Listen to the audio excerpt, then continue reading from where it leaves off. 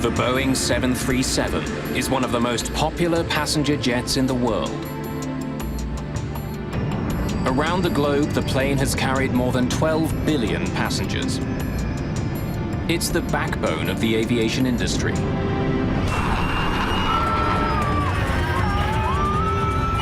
But in 1991, something happened on board a 737 that sent shudders through the world of aviation. Oh my Lord. A deadly crash has investigators scrambling. There was a time when I had doubts that we'd be able to solve it. It was like he was tracking a serial killer. The hunt for answers will take 10 long and grueling years. The fate of the airline industry hangs in the balance. And the mystery isn't solved until more than 150 people are dead.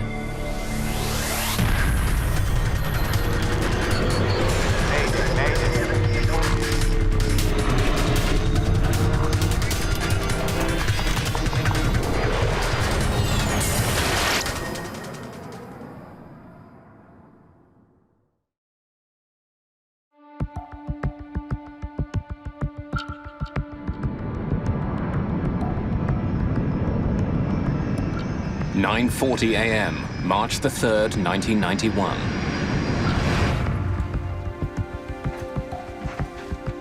After a short 17-minute trip from Denver, United Airlines Flight 585 is on final approach into Colorado Springs. It looks like a perfect day for flying, but there's trouble in the air.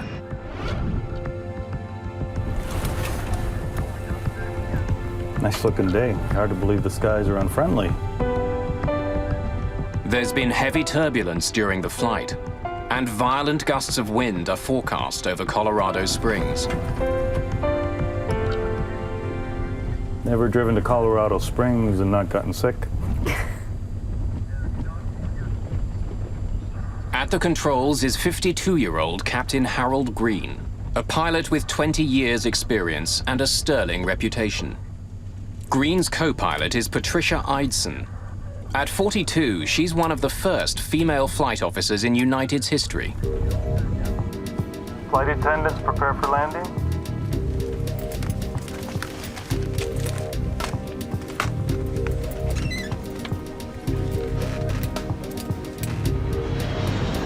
At Colorado Springs Municipal Airport, Air Traffic Controller James Rayfield is ready to bring Flight 585 in.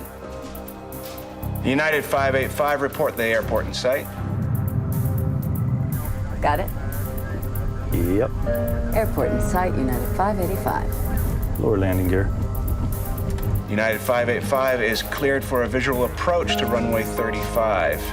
Weather conditions, wind 320 degrees at 16, gusting at 29.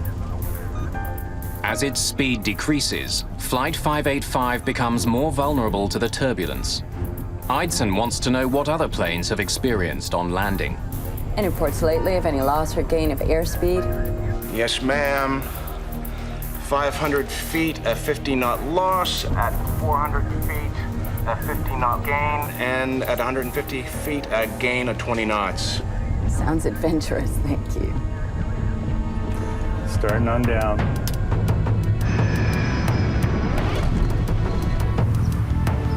Less than 3 kilometers from the airport, retired policeman Harold Darnell is on his way to a local flea market.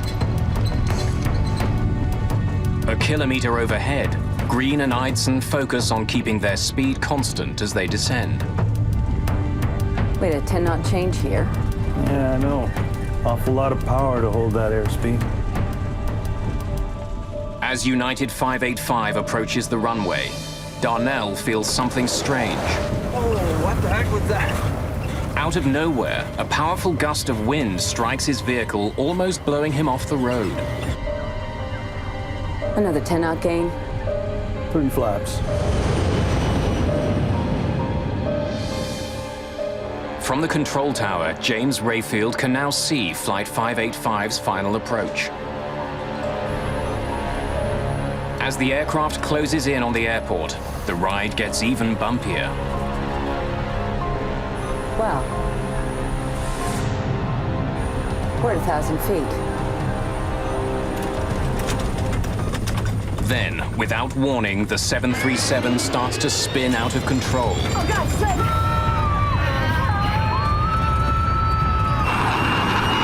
15 flaps! 15! Going up. Oh, my God!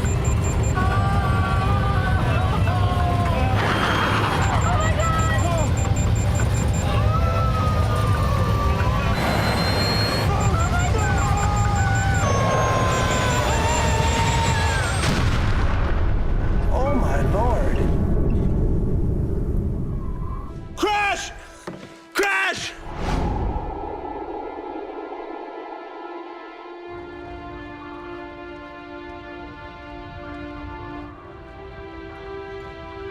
Rescue workers arrive within minutes, but there's almost no sign of the 737.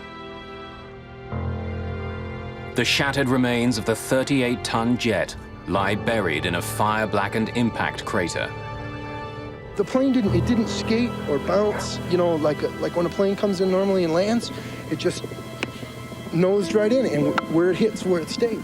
And I came down here, and this is when I saw all of the, it was horrible. There are no survivors. All 20 passengers and 5 crew members are killed instantly by the high-speed impact and exploding jet fuel. In 10 violent seconds, Colorado Springs has become the site of one of the most mysterious air crashes in aviation history.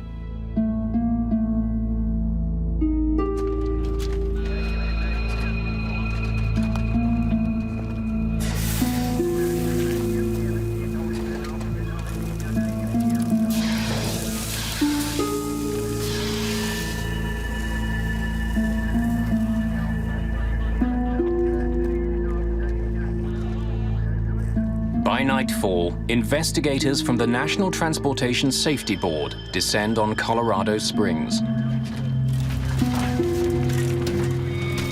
Known to insiders as tin kickers, NTSB investigators examine over 2,000 aviation accidents a year, at times by picking through the metal debris of fallen aircraft. While coroners mark the location of human remains in red, NTSB investigators mark scraps of metal in yellow, looking for clues to help them solve the mystery of Flight 585.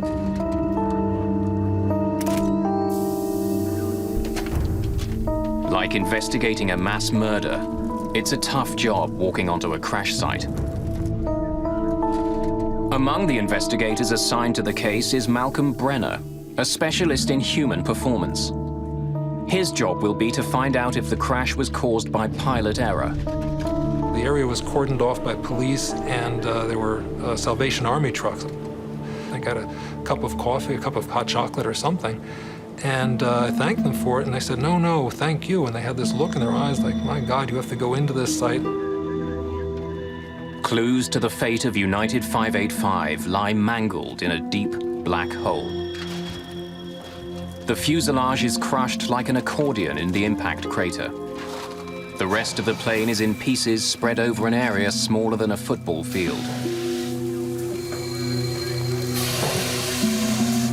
There was a lot of fire damage. There'd been a fire afterwards, and it was all contained in a relatively small area, which just initial impression, it can be a sign that the airplane was intact.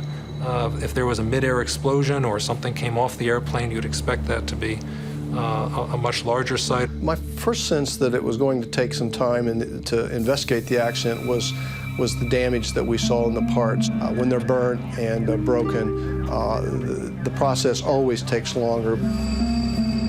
But with their work just beginning, members of the NTSB have no clue that the case of United 585 will become the longest crash investigation in aviation history.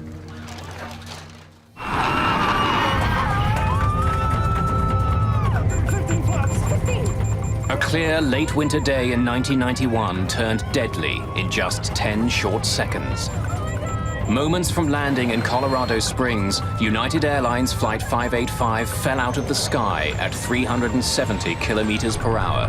Crash! Crash! All 20 passengers and 5 crew members died.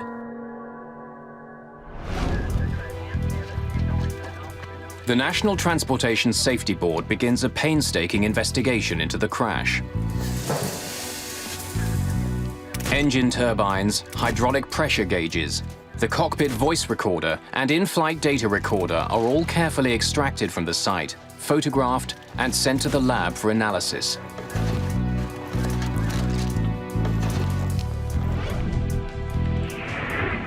An important first step in the investigation is the analysis of the cockpit voice recorder. With pilot error a factor in 70% of air disasters, Malcolm Brenner's job is to see what role pilots Green and Eidson played in the crash. This crew was, and I felt this at the time, was one of the more impressive crews that I'd ever dealt with. There was a little bit of tension release, a little bit of humor. The captain said, Never driven to Colorado Springs and not gotten sick? The first officer suggested that they add extra speed as a safety margin. The captain agreed with it. It was good interaction. Got it? Yep. Airport in sight, United 585. Lower landing gear. This is a sense of an excellent crew, caught randomly, if anything. So again, that was my first impression, is that this would be consistent more with a hardware situation. As more about Flight 585 becomes known, mechanical failure becomes a serious suspect. Just seconds before it crashed, the plane rolled onto its back and spun wildly out of control. Investigators wonder if the sudden motion was caused by the plane losing an engine or a wing. From the state of the aircraft on site, it's clear that it was intact at the time of the crash. What investigators don't know is if the engines were still working at impact.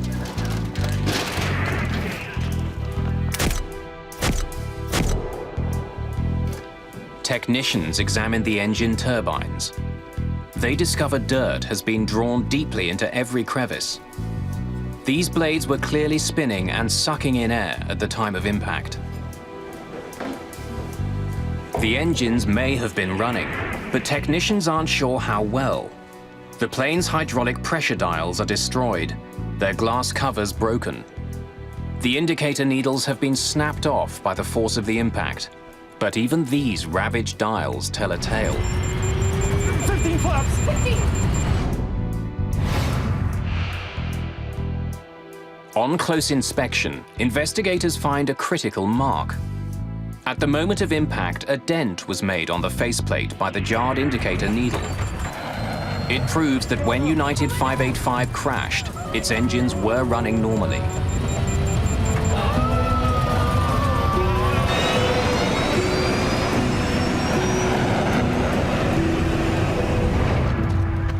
With engine failure ruled out, there seems to be only one other mechanical explanation for why 585 suddenly rolled over and then fell out of the sky. It appears increasingly likely that the plane had suffered a catastrophic problem with its flight controls. Investigators quickly become suspicious of the rudder at the back of the tail. We focused in after eliminating other flight control surfaces that we thought could contribute to the roll. We started looking at the rudder. Bring that up so I can take a look at it. Investigators begin their examination of the rudder on site, but the violence of the crash makes the job extremely difficult. Almost nothing left. Most of the plane's parts are too crushed or burned for testing, but a vital component is still reasonably intact. The Power Control Unit, or PCU. Used constantly during flight, especially during landings, the PCU performs like a car's power steering. When the pilot pushes on a rudder pedal, the PCU uses hydraulic fluid to convert gentle movements of a pilot's foot into the pressure needed to move the 737's enormous rudder. The heart of the PCU is something called the dual servo valve. Shaped like a soda can, it has two slides which glide past one another, directing the flow of pressurized hydraulic fluid that moves the rudder. This servo valve is very unique, that it is, in effect, two valves in one, and that creates a whole range of interactions that don't occur in a more conventional hydraulic valve. When a technician opens the power control unit, chips of metal are found floating in the hydraulic fluid. It's a disturbing find. These particles could cause the servo valve to jam, making it impossible to work the plane's rudder. It's a chilling prospect. Could a microscopic fault bring down a 38-ton jet? It's difficult for Phillips to tell.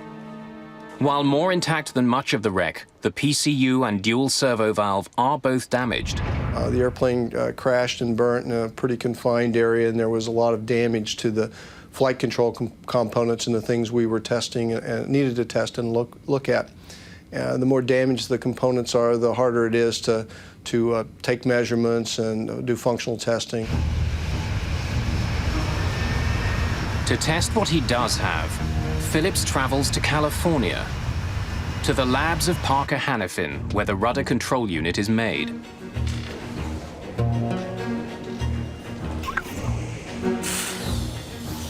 The curious metal chips floating in the PCU's chambers are dismissed.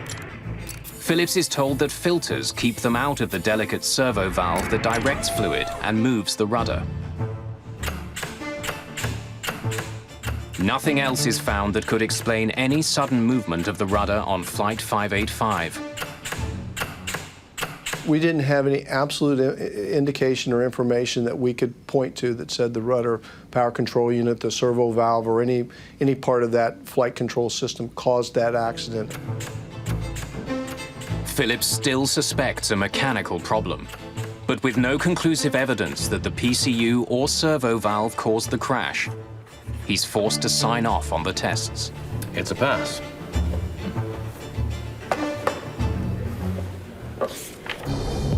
With Phillips at a dead end, only bad mountain weather remains as a primary suspect. An expert on weather-related aviation accidents, Greg Salatolo is trying to determine if heavy winds on the day of the crash were a factor. There is a history of events where there have been airplane accidents attributed to mountain waves or rotors. In 1966, a BOAC 707 near Mount Fuji disintegrated in a mountain wave and rotor. High winds crashing over mountain peaks leave so-called wind rotors in the lee side. Invisible, highly turbulent downdrafts that come plunging down with devastating power and are extremely dangerous to aircraft. We found a great deal of evidence looking at the surface upper air data and talking to witnesses in the area that rotors were a possibility. An explosion, it was right over there. Salatolo hears several eyewitness reports of bizarre mountain weather on the day of the crash. One of the most intriguing is from Harold Darnell, What the heck was that? whose truck was struck by a powerful gust of wind just moments before 585 crashed. But as Greg Salatolo combs through his evidence, the theory that a wind rotor knocked the plane from the sky is getting less and less likely.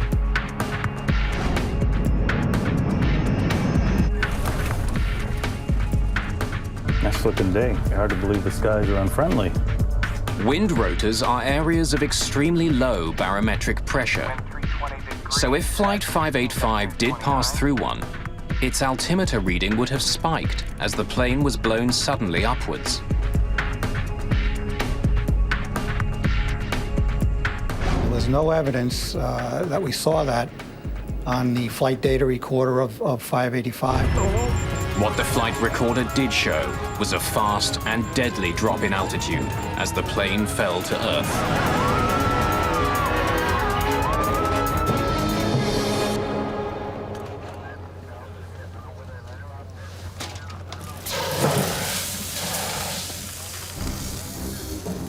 It's been 21 months since the investigation into the crash of United Flight 585 began. Almost 2 years in which the NTSB has studied the crew, the weather, the rudder, and thousands of other pieces of evidence. They've come up empty-handed. For only the fourth time in its history, the NTSB releases a report which doesn't reach a conclusion. The cause of the crash of Flight 585 is undetermined. We had put a lot of time and effort into the investigation, and we just weren't sure what had happened. It was like he was tracking a serial killer. He was frustrated that they had not solved 585. He did not want that to happen again.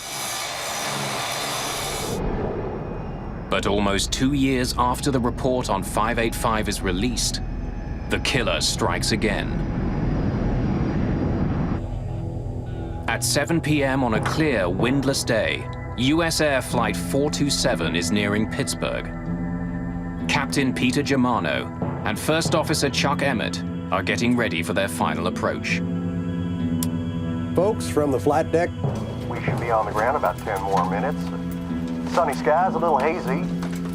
Flight attendants, please prepare for landing. I ask you to check the security of your seatbelt. Thank you. US Air 309, descend and maintain 6,000. As they close in on the airport, the pilots are on the lookout for another flight about 10 kilometers ahead of them. Looking for the traffic. Turning 100, US Air 427. I see the jet stream. As they pass through the turbulence left behind by the other flight, their jet suddenly and alarmingly rolls left. Hold on, hold on. Hold on, shoot! Nothing the pilots do seems to have any effect.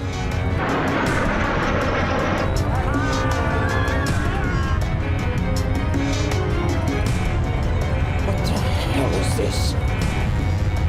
What the? Go! Shoot!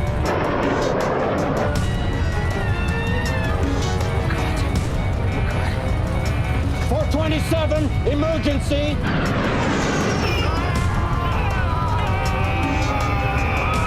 Oh, shoot.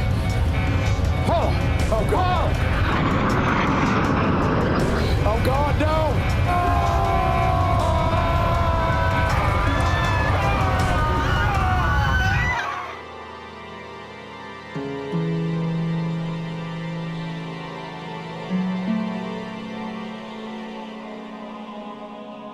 Rescue crews arrive quickly, but the fate of Flight 427 is tragically clear. There's no hope for the 132 passengers and crew. The human carnage is so bad, authorities declare the crash site a biohazard. US Air 427 accident was the first US accident where biohazard suits were used, and it made it more difficult. They were uncomfortable, they were hot, and to this day, when I put on a pair of rubber gloves, for any reason, I'm instantly transformed back to the site in Pittsburgh. Captain John Cox, a 737 pilot and a flight systems specialist with the Airline Pilots Association, is asked to join the team investigating the crash of Flight 427. As coroners attempt to collect human remains, NTSB lead investigator Tom Houter already knows his hunt for clues will be long and painstaking. When we first arrived at the crash site, well, first of all, there was no aircraft there. There were only bits and pieces of the airplane. It wasn't really recognizable as an airplane. With the help of eyewitnesses, information from the flight data recorder and the cockpit voice recorder, investigators begin to quickly see some striking similarities between 427 and the unsolved case of United 585. In fact, they seem to be mirror images of each other. On final approach, United 585 rolls right, while US Air 427 rolls to the left. Oh, God, flip! Hang on. Both crews are caught by surprise, and after just a few terrifying seconds, both aircraft plummet straight into the ground. Certainly the whole team was aware of the previous accident with United 585 in Colorado Springs. We try to keep that in the back of our minds and take a look at this one as to what it presents to us. As the investigation continues, the list of similarities grows. 427's engines were also attached and functioning at the time of impact. But for all the similarities, there's one important difference. Unlike United 585, as US Air 427 approached Pittsburgh, weather conditions were dead calm. Folks from the flight deck, we should be on the ground about 10 more minutes. Sunny skies, a little hazy. Taking a look at the flight data recorder information, the aircraft's approaching Pittsburgh. It's an extremely smooth night. There's just no turbulence at all. The pilots are relaxed. They're talking about the landing. Flight attendants, please prepare for landing. Ask you to check the security of your seatbelts. Thank you. As he did in the case of United 585, Greg Phillips will once again lead the investigation into the mechanical aspects of the crash. Almost immediately, he makes a promising discovery. Miraculously, much of US Air 427's tail and rudder appear intact.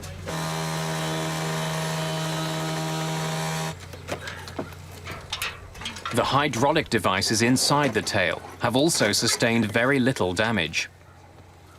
Phillips and Houter prepare to send the parts to the manufacturer, Parker Hannifin, for testing as soon as possible. They need answers. Pressure on the NTSB to solve the accident is growing quickly. Not only are the crashes of flights 585 and 427 disturbingly similar, both of them involve the same kind of airplane, a Boeing 737. But with serious questions being raised about the plane's safety, billions of dollars, and perhaps the airline industry itself, are at risk.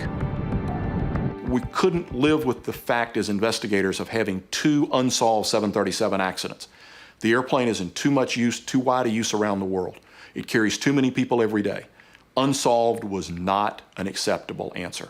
If 427 was an undetermined accident, we could not find the cause of this accident, there was a great chance that if there was a third accident with the 737 fleet under similar circumstances, that the 737 fleet would have been grounded.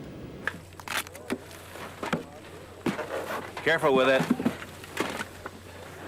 The investigation into the crash of Flight 427 may be the most important in the history of the NTSB. But it won't be easy. Answers are still years away.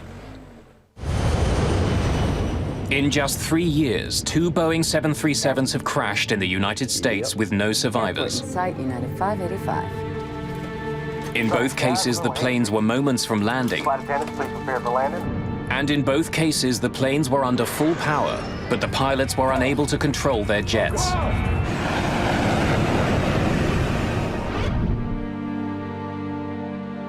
In the crash of United Flight 585, NTSB investigators were unable to find a cause.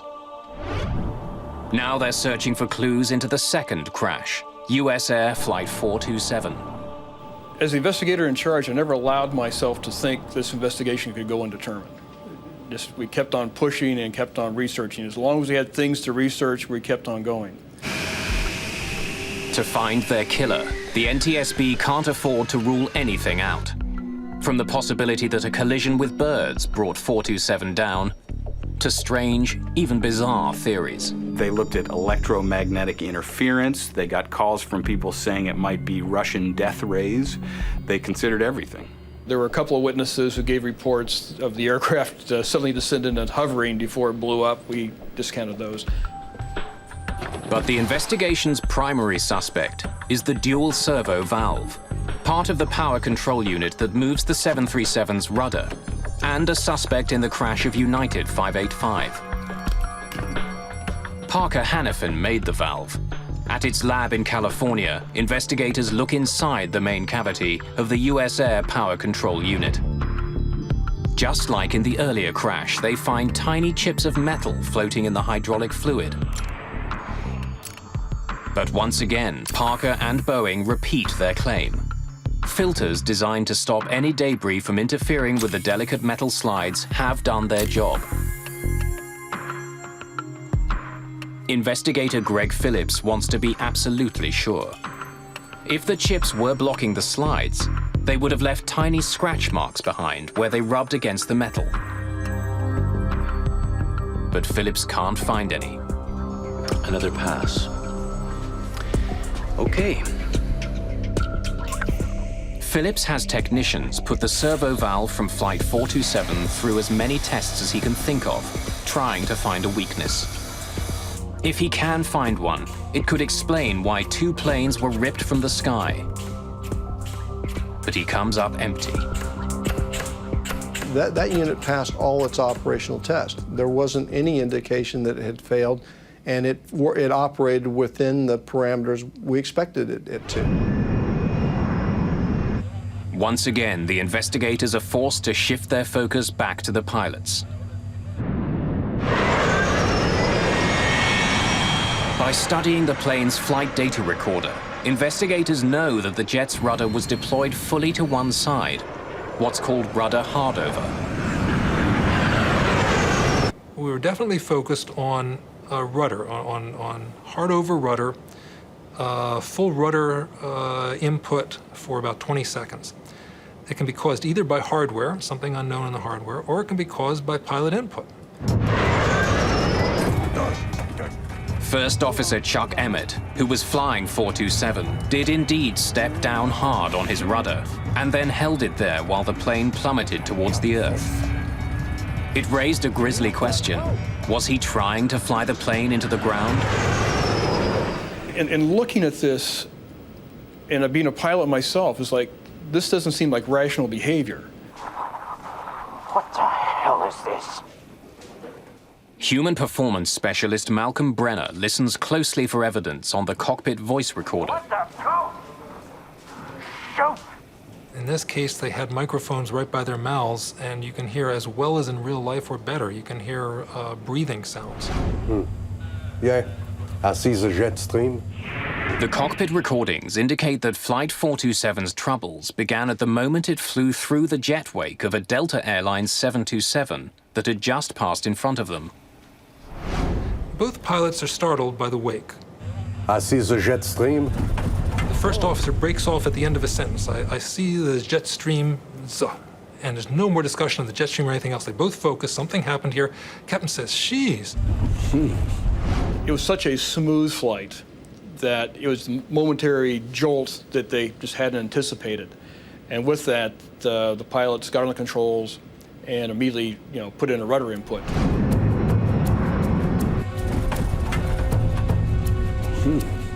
The cockpit recorder even records the thumping sound of the jet stream turbulence as 427 flies through it. As Flight 427 encounters the turbulence, Brenner hears something unusual. First Officer Emmett begins to grunt.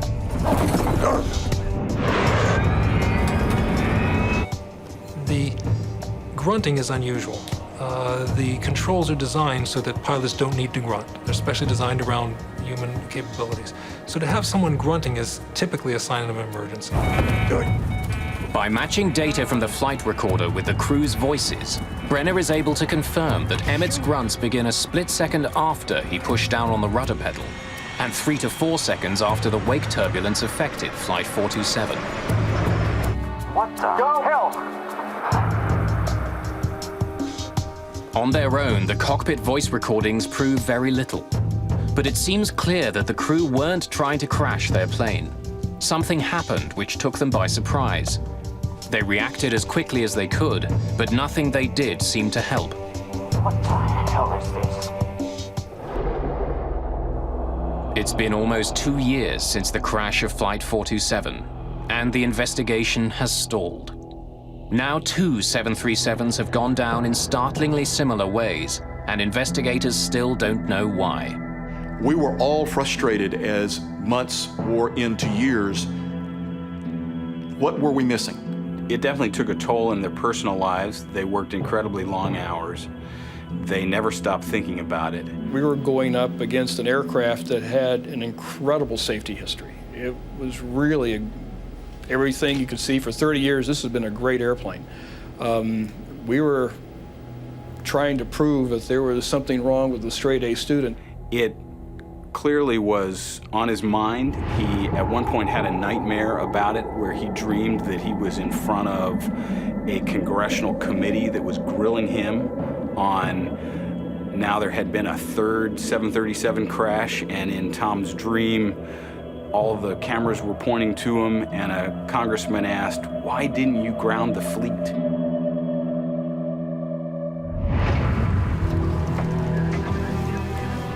Unsure of where to look next, and with the trail of evidence getting colder, investigators need a break in the case, and fast.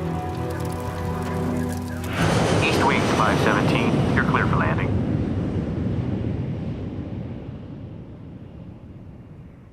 On June the 9th, 1996, they finally get the break they've been looking for. Captain Brian Bishop is on final approach to Richmond, Virginia, when, without warning, his east wind jet rolls sharply to the right.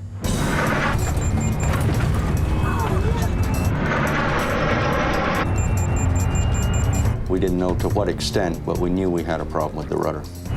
I turned the yoke the opposite direction, stood on the opposite rudder pedal. The pedal didn't move for me. For over 30 seconds, the 737 flies in a precarious right bank as Bishop fights to keep it from rolling over. Then suddenly, the unknown forces holding the jet let go, snapping the wings back to horizontal. In a matter of seconds, it released itself and went back to normal. We had started the checklist. Almost before I could finish the sentence, all of a sudden there was just a wham.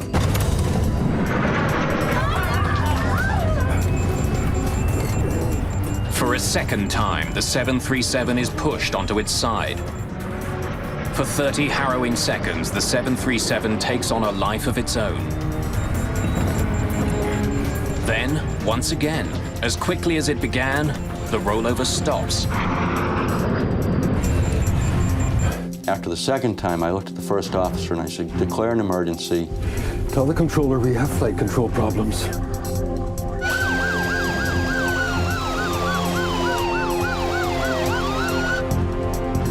As they slow down to land, the risks increase. If a third rollover occurs, they won't have enough airspeed to recover. I did at some point tell my first officer to look out the window and find a dark spot. It was nighttime and we were looking to avoid a neighborhood or a populated area. And he very calmly responded that, "Hey, here's a spot over here."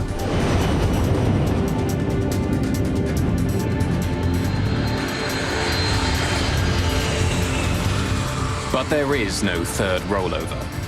Bishop brings Flight 517 in high and fast and lands safely. Taxiing in is when I realized my legs were shaking. We got the aircraft to the gate, and I did pick up the PA to make an announcement to try to explain what had just happened to these people. And on picking up their microphone, I realized there was nothing I could say to make this any better. And probably for the first time in a long time, I was at a loss of words. So I simply put the microphone down and let it go at that. But Bishop won't remain speechless for long. By the next day, the investigation team has arrived in Richmond. Flight data recorded it was undamaged, an airplane undamaged. We launched to the scene. The airplane literally didn't move, stayed at its location, the airport, till we got down there. There were a lot of FAA, a lot of NTSB, and they all wanted to talk to us very badly. It gave the NTSB a tremendous break because suddenly they had a 737 that had had a rudder incident that was intact, and they had a pilot who was alive and who could talk about it. I think they were much happier to have the airplane than me. I think the airplane probably gave them more to research than I ever could. NTSB investigators quickly determined that what happened on board Eastwind Flight 517 is alarmingly similar to events on Flights 427 and 585. If they can discover why Bishop's 737 rolled over, they may be able to crack 2 mysterious and fatal accidents. And when we said, well, what happened? They said there was something wrong with the rudder pedal. The pedal wouldn't go down. I was standing on the rudder pedal and I couldn't get it to go down. My God. With Bishop's first-person testimony, investigators immediately zero in on Eastwind's rudder controls. The power control unit is removed, inspected, and then tested again and again. To the frustration of everyone, the unit performs perfectly. We tested that aircraft as is. It was intact. We went through it completely. We did flight tests with it, and it passed all tests. After a 5-year hunt for clues, a third mysterious rudder event on a 737, and a live pilot as a witness, Tom Houter still lacks the evidence he needs to crack his case. He decides to push his chief suspect, Flight 427's rudder controls, a little harder.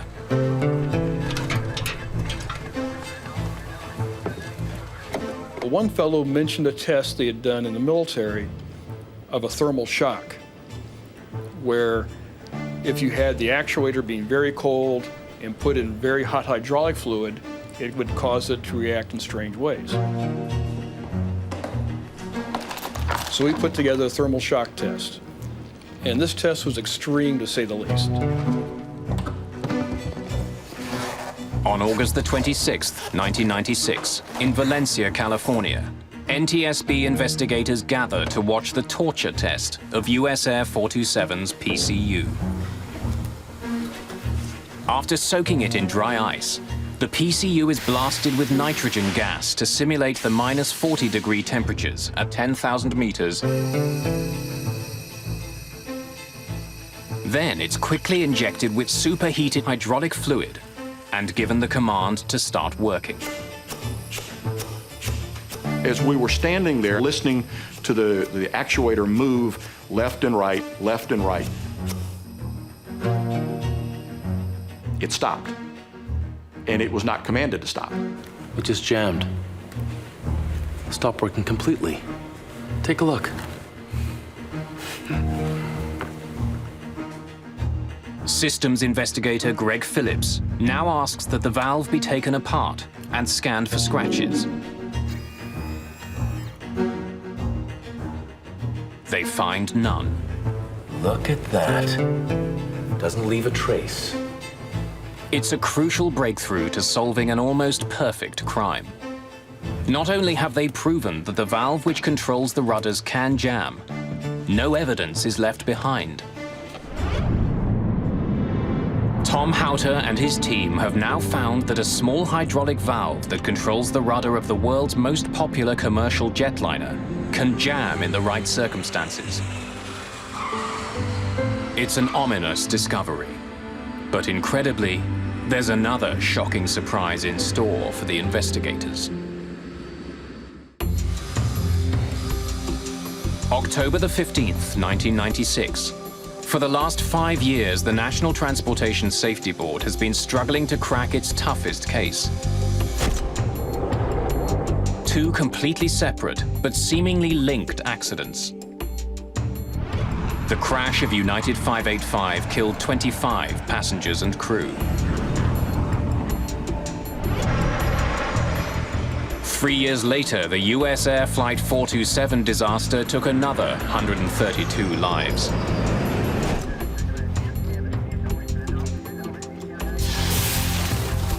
Now, after examining hundreds of clues, investigators have made a surprising discovery. A new test has revealed that under the right circumstances, the hydraulic valve that moves the 737's rudder can jam. It just jammed. But the surprises aren't over. The most important breakthrough came when a Boeing engineer, examining the data from that test, discovered some numbers that indicated the valve at that point had actually reversed. Whoa. It's a stunning revelation. Not only can the servo valve jam, but it can then function in reverse. It means that any time a pilot tries to correct a rollover by pushing on the rudder might turn in the opposite direction, causing a fatal accident. And the reversal is like driving your car. You turn to the right, it goes left. You're not going to figure out this failure mode until you go off the road. And in these cases, that's the pilots were faced with, something so unusual that they didn't understand what was happening. What the hell is this? They had evidence now that the valve was unique, that the valve not only could jam, but would reverse. 427, emergency! That would explain why the first officer, Chuck Emmett, would keep his foot on the rudder pedal, because he's thinking, why isn't the plane going right? And he's feeling the plane go to the left. To the very end, Chuck Emmett pushes hard, hoping his rudder will help him pull out of his deadly spiral. Tragically, he has no way of knowing that he's steering the aircraft straight into the ground. Ever driven to Colorado Springs and not gotten sick?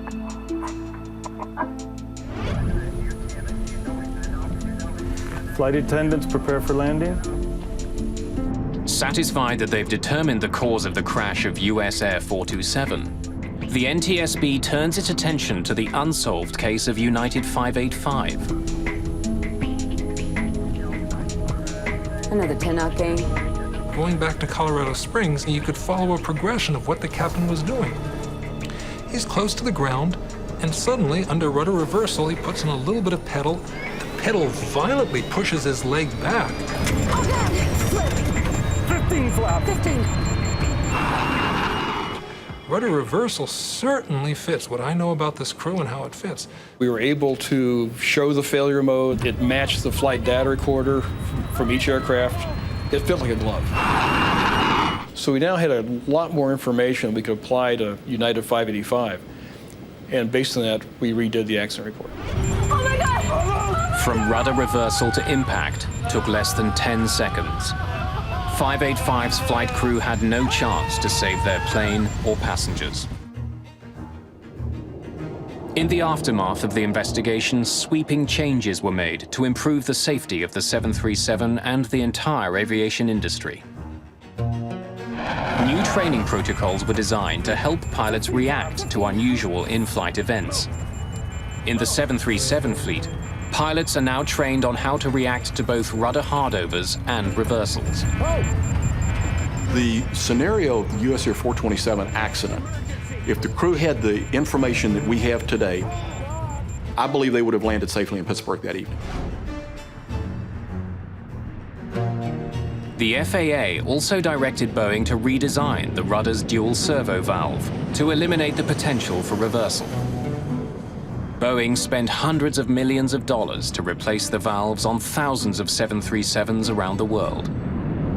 One thing we don't like at the safety board is to have an undetermined accident, because then we can't make a change to improve safety. So out of US Air 427, United 585, we have a much safer 737 fleet.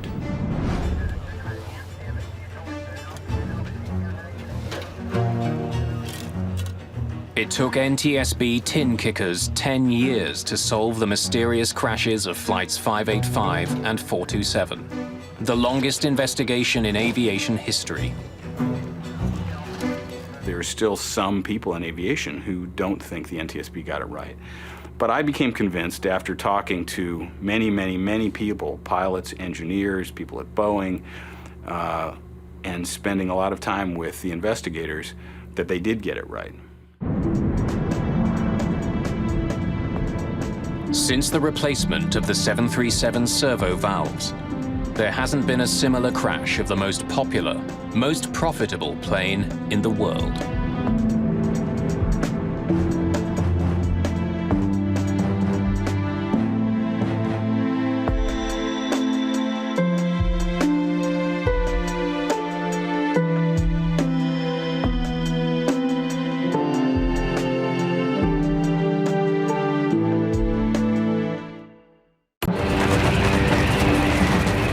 At the time, it was the worst crash in aviation history. It was just a scene of absolute, utter devastation. In 1974, more than 300 people died when their plane fell from the sky. There's barely anything left here that's recognizable as being a part of an aircraft. You couldn't walk anywhere without the danger you were going to stand on a part of a human being. The key to understanding the disaster is found thousands of kilometers away.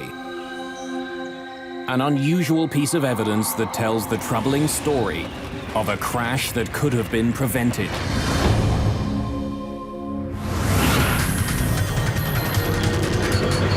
Mayday, Mayday.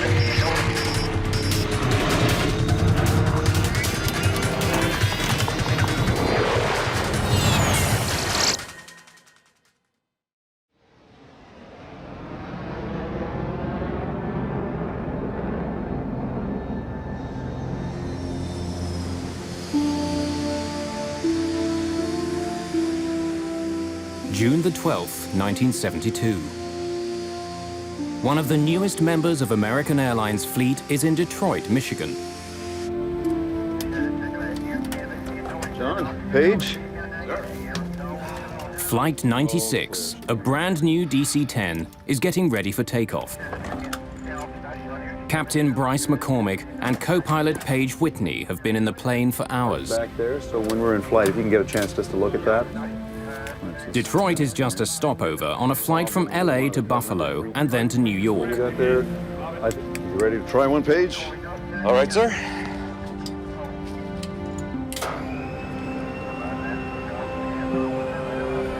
McCormick has flown the plane out from California, but Whitney is going to fly the next leg.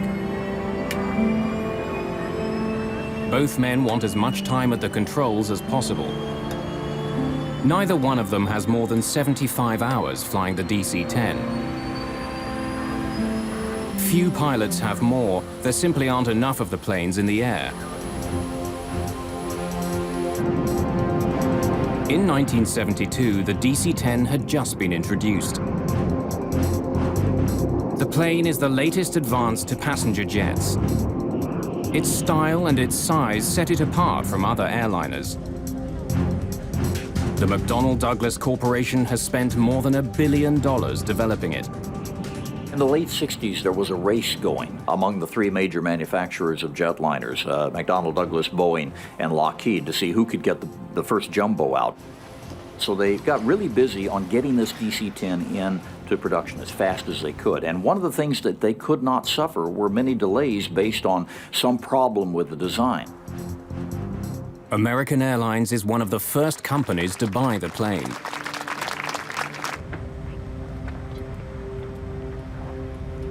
Flight 96 is one of those planes. Just the 5th DC-10 ever built.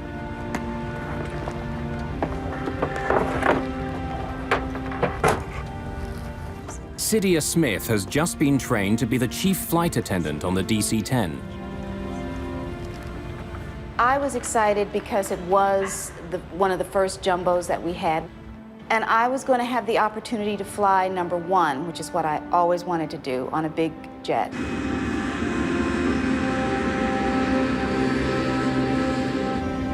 Okay, you got it?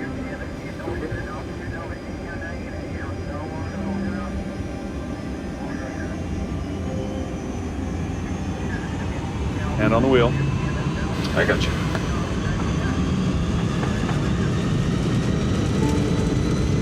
V1, rotate.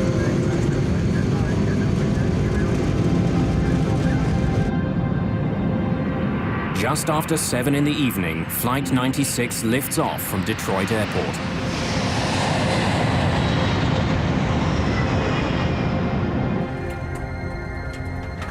Just minutes after takeoff, the plane is rising easily through 3,500 meters over Windsor, Ontario, Canada.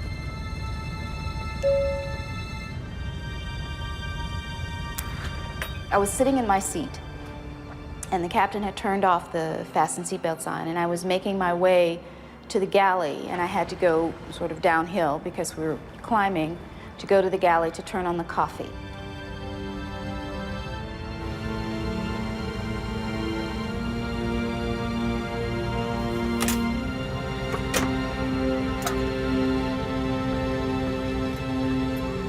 when I punched the coffee and I moved over to one side, that's when it happened.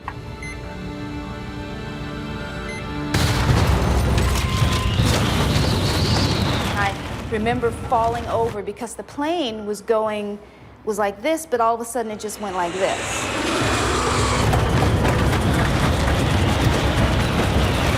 I saw ceiling compartments fall, and I saw things coming out of pockets and everything, and I thought to myself, oh boy.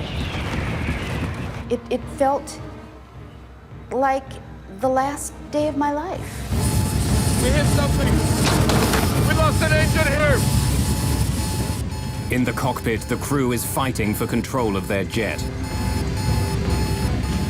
The throttles which control the 3 engines have snapped to idle. The plane loses almost all its thrust. The huge jet begins slowing down. The plane immediately took a huge drop. And the next thing that happened was I was hit in the face with a piece of the plane. My husband was frantically trying to find a stewardess to give me something to put a pressure on my face to stop the bleeding. Let me have it!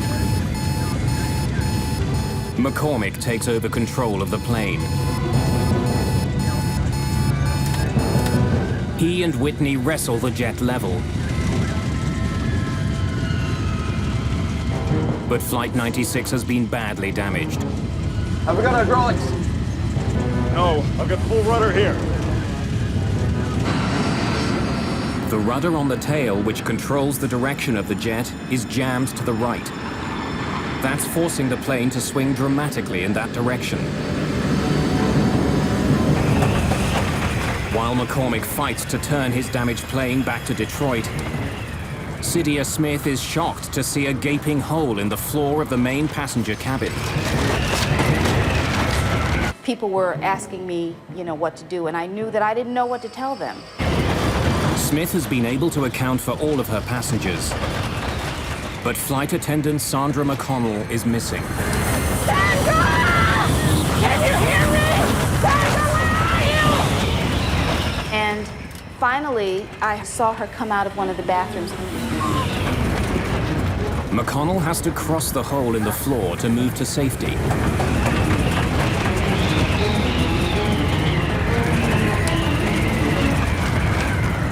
And almost every step she took, the floor kept collapsing.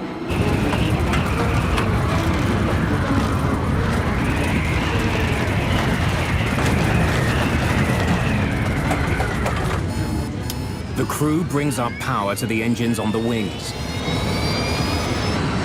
But the third engine on the tail stubbornly refuses to respond. Center, this is American Airlines Flight 96. We got an emergency. American 96, roger. Type of emergency? We've got a jammed rudder. We need to get down and make an approach.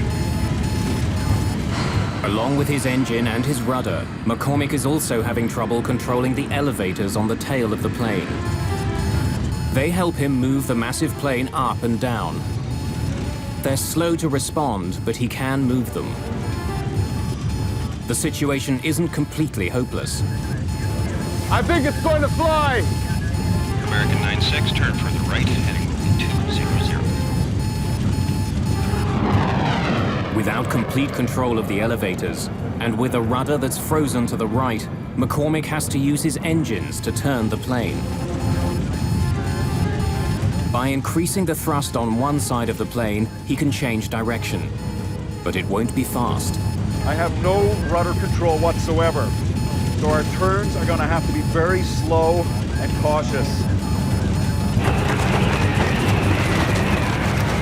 All of the passengers move as far away from the hole in the back as possible.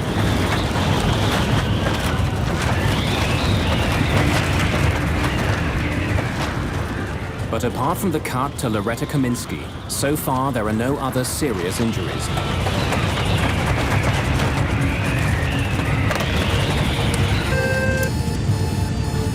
Captain, there's a hole in the back of the plane. A hole? Yes, sir. What do you want us to do? Get everyone ready for an emergency emergency landing. Bryce McCormick's DC-10 is badly damaged. The lives of everyone on board now depend entirely on his ability to land a plane that can barely fly.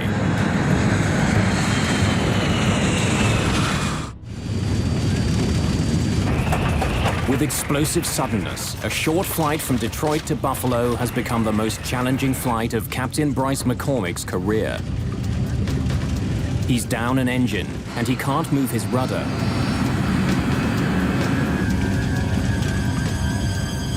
As he heads back to Detroit, McCormick begins to slow his plane down so it can land safely. But when he does, his plane begins falling dangerously fast. Ideally, McCormick should be descending at 700 feet a minute. But now he's falling more than twice that fast. 1,600 feet per minute. What's the sink rate? Sink rate, 1,600! At this rate, McCormick will crash well short of the runway. He increases power to his engines to slow his fall. Sink rate, 700. McCormick has slowed the plane's descent to 700 feet per minute. But to do that, he's had to increase his forward airspeed, which means he'll be landing far faster than usual. For the first time since the beginning of the crisis, McCormick talks to the passengers. Ladies and gentlemen, this is your captain speaking. We've had a small problem, but the plane is under control now, and we're heading back to Detroit for an emergency landing. Bryce McCormick was as calm as if he were welcoming you on the plane. As the plane nears the airport, flight attendants ask passengers to remove their shoes and any sharp pieces of jewelry. They had to take off their shoes and glasses. We collected everything in a blanket. Less than half an hour after leaving, the badly damaged DC-10 struggles back to the Detroit airport. The few minutes that it took to get back to Detroit were the longest minutes that I will ever remember spending on an airplane, because we were sure that we were not going to survive.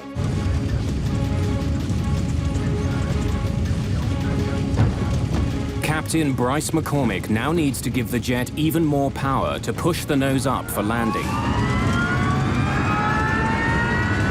His plane is still drifting to the right and traveling fast. I have no rudder to straighten it out when it hits. The DC-10 with 67 people aboard roars toward the runway at almost 300 kilometers an hour.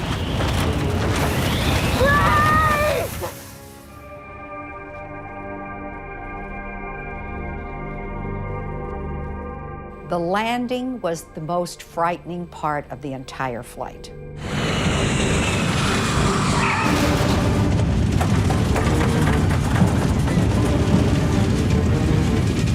When the plane hits the ground, it begins veering hard to the right.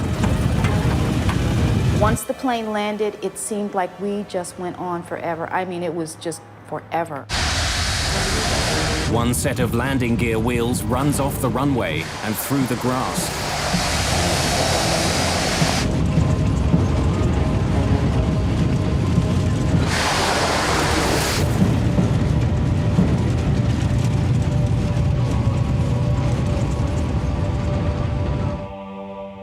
After a harrowing touchdown, the plane eventually comes to a stop just 300 meters from the end of the runway.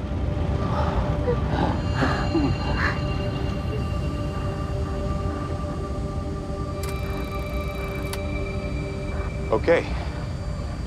Engines off at your discretion. Shut him down. Every woman wanted to hug him, and he was just amazing, because it was just at that moment that we all realized that we were alive because of him, that he literally had saved our lives. If you take a look at something like this and you say, well, there's good flying and there's bad flying, this is beyond good. This is superlative. This is using every instinct you have as an airman and all the capabilities you have to stay calm enough to get the situation assessed. With the plane on the ground, the crew has its first opportunity to inspect the damage. The captain and I walked back when everybody was off. We walked back to the back, and we just looked up and saw this hole. And it was just so weird. There's no indication that the jet hit something as the pilots first thought. What has caused such damage to the airliner? The hole was so enormous that if anyone had been sitting in the seats that were there, they would have been sucked out immediately. At that point, they still felt it might have been a bomb. But while the incident had happened with explosive suddenness, no indication of a bomb is found.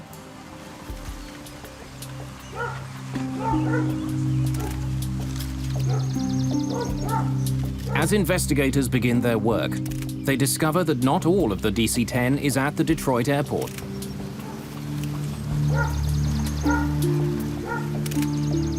A coffin that the plane was carrying in its cargo hold is discovered 30 kilometers away from the Detroit airport, near Windsor, Ontario, Canada.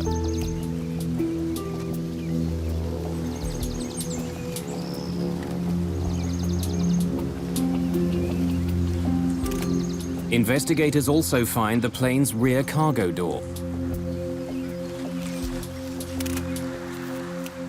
Doors are not supposed to fall off airplanes, especially since it was a rather new airplane. You would not expect something like that to happen. When they examine the cargo area of the plane, they discover that the very design of the door makes it a potential weak spot. Most doors on a jet open inward. In fact, the door is slightly larger than the frame it fits into. As the pressure builds inside a jet, this type of plug door is actually forced into the frame of the aircraft. The design makes the door extremely safe. But McDonnell Douglas designed the cargo door on the DC-10 to open outward. That decision was made to increase the amount of storage space on the plane. When it's closed, hooks on the DC-10's door grab hold of a bar on the plane's doorframe. To make sure it's closed, baggage handlers push down on a lever, which drives locking pins through the hooks, which hold them in place.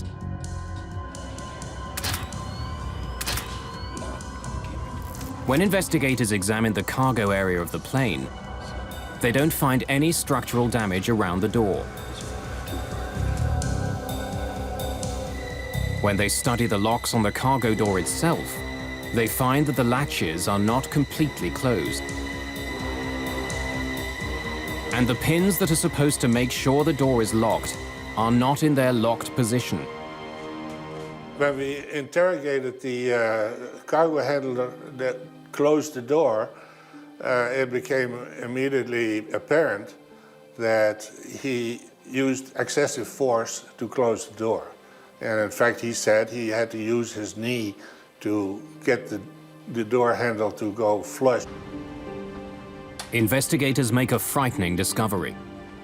It's possible to close the lever on the outside of the door, even if the hooks and locking pins are not in the closed position.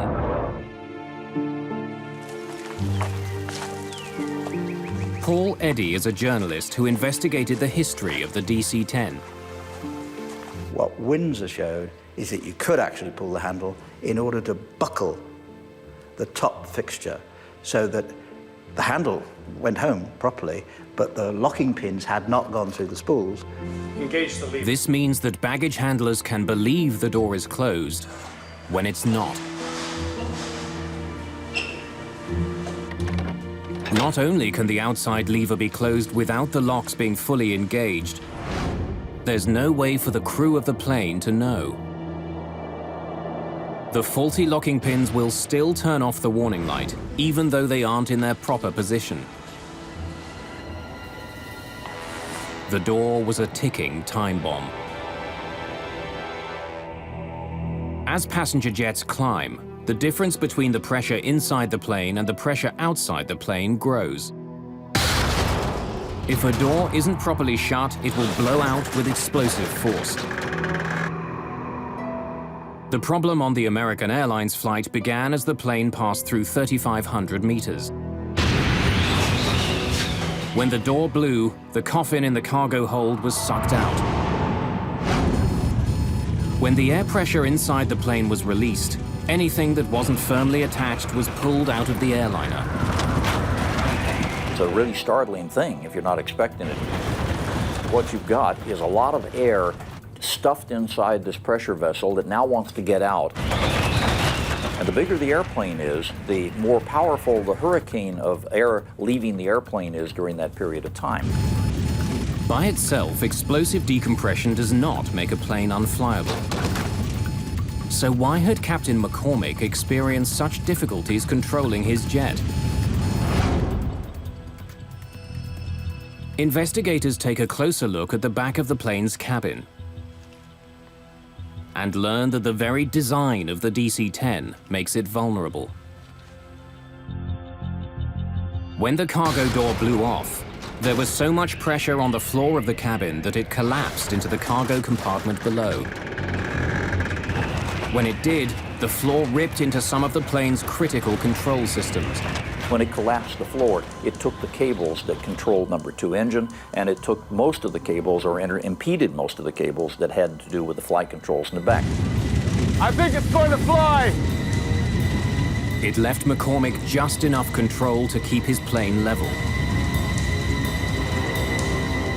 The remarkable flying of Bryce McCormick had saved the lives of everyone on board Flight 96. But there was a problem with one of the newest and most expensive planes flying over North America. In the Windsor incident, there was an obvious flaw. And that's where the NTSB said, look, here is really the smoking gun, the ability to close that thing without having all those locks engaged. Let's make sure we change this system right now. Every DC-10 operator needs to know this. I want everything checked. I want all the bolts checked first. Chuck Miller is the head of the NTSB's Aviation Safety Bureau. We have to check all the latches, okay? Every single latch. It's his responsibility to point out problems with the new DC-10 and propose solutions. He helps write the fixes he thinks McDonnell Douglas needs to make to keep the plane safe. He was a very, very professional man, and he had his investigators had enormous respect for him. Chuck didn't sit back in the office. Chuck was always on the scene. For Chuck Miller, fixing the DC-10 is a matter of professional pride. For McDonnell Douglas, the near accident over Windsor has enormous implications. Their billion-dollar gamble came close to tumbling from the sky. If anything else goes wrong, the company itself could be at stake.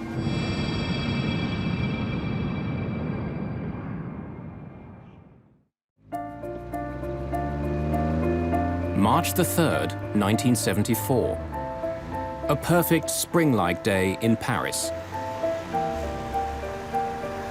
It's been almost 2 years since a DC-10 came close to crashing near Windsor, Ontario. Now more than 50 of the new planes are flying around the world. One of them, Plane 29, is owned by Turkish Airlines. Normally, the last leg of this trip from Turkey to England wouldn't be very crowded.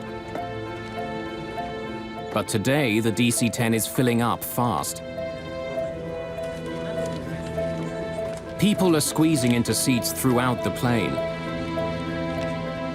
A strike at a British airline has passengers scrambling for any flight back to London. Wendy Wheel is one of many last-minute additions to the flight. A model, she's returning home after a shoot in Spain. We'd been married for 18 months, and we were about to start a family. I believe the secret of her success for modeling was not just that she was a very attractive girl and good model material, but she was generally liked by all the photographers because she had such a pleasing, lovely, light personality. With all the new passengers boarding, the flight is a little behind schedule. And it's not only the crew who are waiting.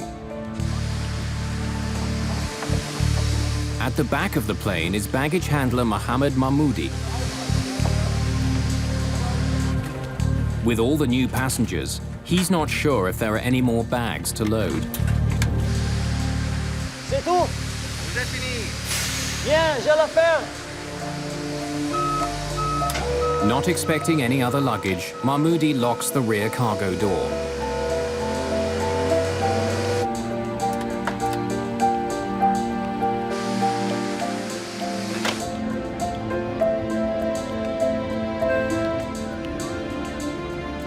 The DC-10 is set to go.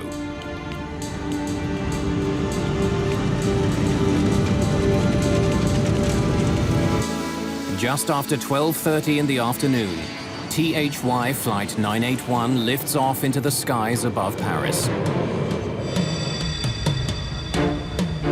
London is less than an hour away. Race control, this is Tango Hotel Yankee 981. We're at 60, requesting clearance to flight level 230. Tango Hotel Yankee 981, you are cleared to flight level 230. 981, roger.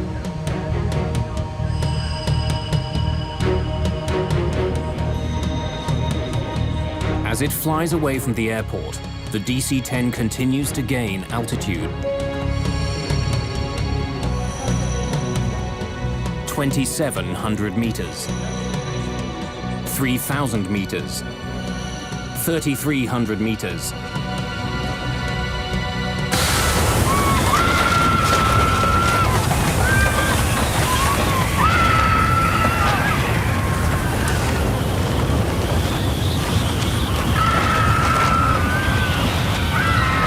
The huge jet shudders and banks to the left.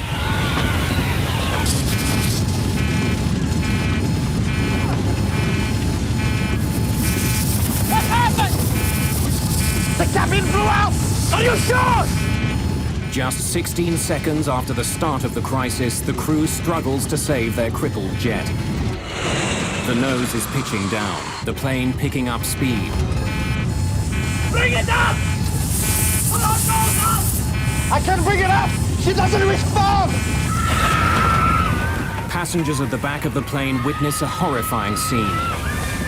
2 rows of seats have simply disappeared.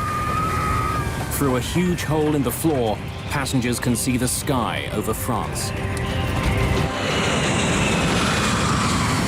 7,000 feet! Hydraulics! We've lost it! The crew discovers that they have no hydraulic power with which to control the plane. Without it, they can't move their rudder or elevators.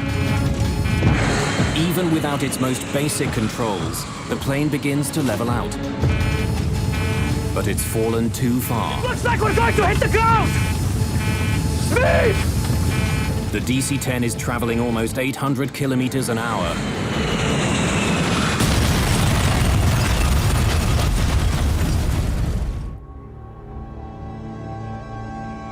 The flight from Paris to London never even makes it to the English Channel. Just 9 minutes after taking off, Turkish Airways Flight 981 becomes the worst plane crash of all time.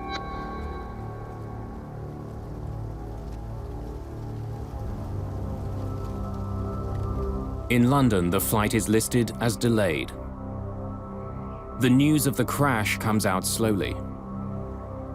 I went to the ticket office kiosk and I asked what has happened to the flight, and instantly the look on the gentleman's face behind the counter told me something was wrong, instantly. There's barely anything left here that's recognizable as being a part of an aircraft. I looked on the television and I just thought, well, I just hope she's dead, because I just saw the carnage of the forest in Senlis, and it was like looking at a First World War trench movie. Flight 981, carrying 346 passengers, virtually disintegrates on impact.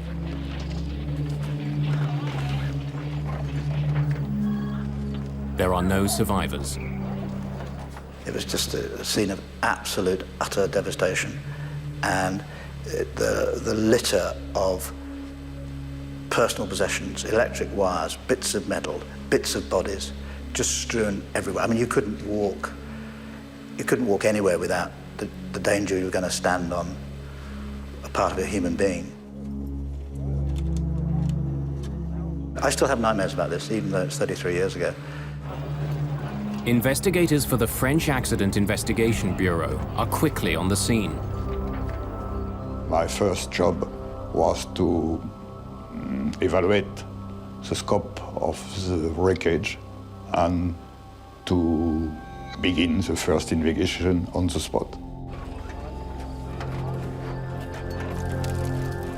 At first, I was unable to know what has happened. I was just seeing that a terrible crash has occurred and that it will be a very hard work for the investigators. Despite the enormous force of the crash, the black boxes, made of 3 layers of hardened steel and insulation, survive. Their contents could provide valuable clues about the crash. Most of the speculation was that it must have been a bomb, because, you know, you've got a almost brand new, very powerful aeroplane flying in clear blue sky, and it gets to 12,000 feet and falls out of it. Investigators are called to a field 15 kilometers from the crash site.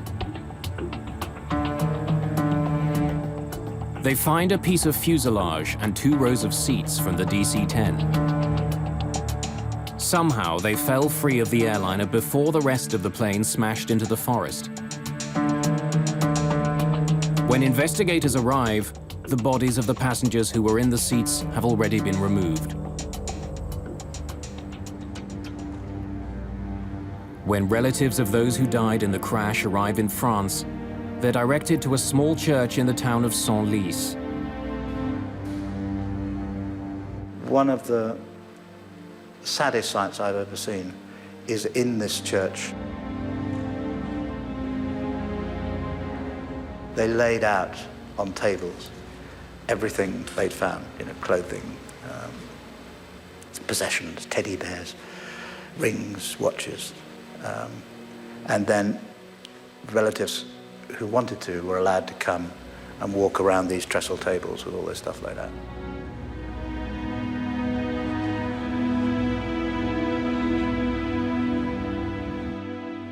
They produced a little packet with my wife's wedding ring and rings, engagement ring. It was all pretty battered up, so you could imagine the thoughts that went through my mind.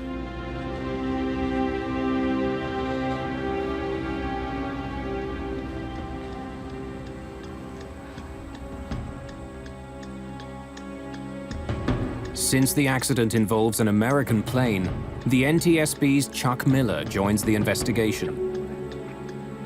For the second time in 2 years, he's dealing with a problem with the DC-10. I don't believe that Miller suspected for one moment that the door hadn't been fixed after Windsor. But it becomes clear that the piece of fuselage found in France is in fact the plane's rear cargo door. It seems like a repeat of the Windsor accident. Miller is left with a haunting question. Why hadn't the problem been fixed? When he saw the door, of course, saw that it hadn't been done. The fix hadn't been made. And that's when I think his anger became very, very strong indeed. Miller takes an unusual step. Although the official investigation is just beginning, he gives journalist Paul Eddy an important tip. I said, have you got any ideas what made the door come off? He said, yeah. Well, if I were you, I'd go and look at a place called Windsor, Ontario.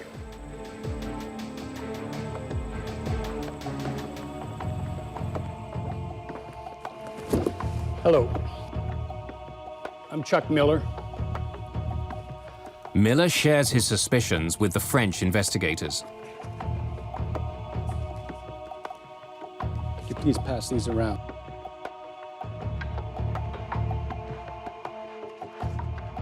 These were taken on June 12th, 1972, right after the incident.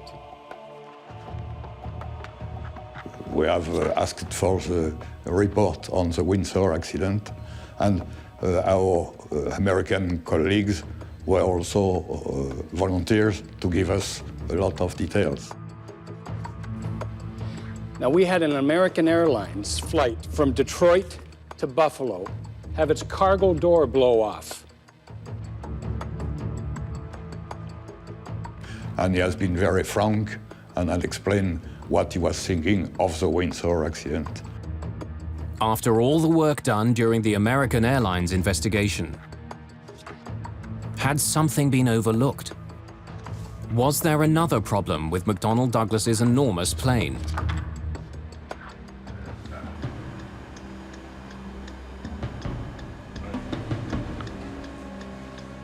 With the information from Chuck Miller, French investigators take a closer look at the plane's cargo door. They make a shocking discovery.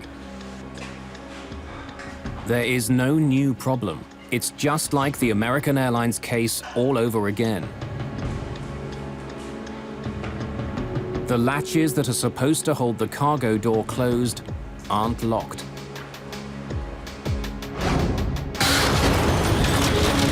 And since 2 rows of seats were sucked out of the DC-10 over Paris, it's clear that the floor on the plane collapsed, just as it had in Windsor. It looks like we're going to hit the ground!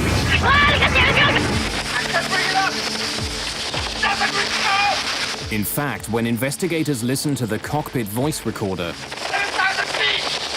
they find that the Turkish flight crew had even less control of their plane than the crew of American Airlines Flight 96. We need to get down and make an approach. I think it's going to fly! Over Windsor, Bryce McCormick was able to recover his plane and land it. But in Paris, all the hydraulic systems were destroyed. We've lost it! The hydraulic fluid helps crews move the rudder and elevators on the tail. Not being able to control them meant the crew couldn't keep their plane in the sky. The basic problem was the Paris flight was much heavier in terms of the number of people on board. The floor, when it collapsed with such a tremendous amount of pressure that it literally severed all the cables and control to the back. They had no hope after that point. You and each of you solemnly swear that the testimony you're about Shortly after the crash of Turkish Airlines Flight 981, Chuck Miller is back in the United States.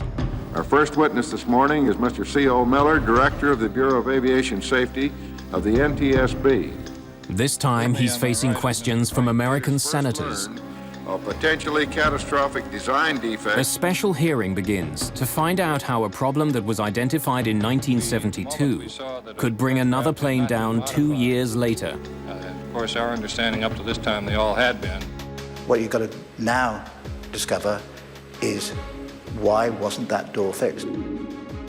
Why would a major, venerable, mighty American corporation deliberately do something like this? Less than a month after the near crash over Windsor, the NTSB had made 2 very specific recommendations. Miller and his investigators recommended that a change be made to the locking mechanism. Engage the lever. They wanted to make sure that it was physically impossible for baggage handlers to close the lever without the locking pins being in place. They also suggested that vents be put into the floors of all DC-10s. This would rapidly allow the pressurized cabin air to equalize without collapsing the floor. But in the 2 years since the accident, neither one of these recommendations was implemented. There is a fundamental problem at the heart of aviation safety, and that has been in the United States for a very long time, and that is that it's the job of the NTSB to discover what's happened and to come up with recommendations as to how to prevent it happening again, but it has absolutely no authority to implement them. The NTSB does not have regulatory authority. They have to turn to the FAA, as they did, and say, we want these things done. And that's where the system went wrong. If the FAA, the Federal Aviation Administration, issues an airworthiness directive, planes are pulled out of service until the proper fix is made. But as serious as the problems on the DC-10 were, no airworthiness directive was ever issued. A so-called gentleman's agreement between the head of the FAA and the head of McDonnell Douglas stopped it from happening. The gentleman's agreement is the root cause of Paris. There is no question that if an airworthiness directive had been issued, as it should have been after Windsor, Paris would not have happened. It was an entirely avoidable accident. McDonnell Douglas assured the FAA that it would fix the problem voluntarily. An airworthiness directive would cast a shadow on the still fledgling DC-10. The last thing in the world you want is for the public or any of the airlines who are going to be operating these airplanes to think, oh, maybe there's some flaws in this bird. And so an airworthiness directive, especially one that requires you to go back and re-engineer something, is a really horrific thought for a manufacturer. McDonnell Douglas did make changes to the way the cargo door was built. A peephole was cut in the bottom of the door so baggage handlers could see if the locking pins had engaged. Several warning signs were also attached to the plane's door. The company also made other changes to the DC-10. These included increasing the length of the locking pins and attaching a plate to the inside of the door. This plate would make it physically impossible to push down the lever if the door wasn't properly locked. But each of the proposed fixes had its own problem. Many baggage handlers didn't know what the small window in the door was for. And the baggage handler in Paris read and spoke 3 languages, but not English, the only language in which the warning signs were written. The support plate that was supposed to be installed in the door was never attached to the jet that crashed in Paris. Papers confirming the completion of the work are also uncovered. But no matter what the paper trail says, the fix was never made. Again, the problem is you don't have an independent FAA inspector coming along to look and see it and then put his stamp on it because it wasn't an airworthiness directive. In the years following the Turkish Airlines crash, an enormous flurry of lawsuits are filed in California. The tragic story of the DC-10 has one more surprise in store.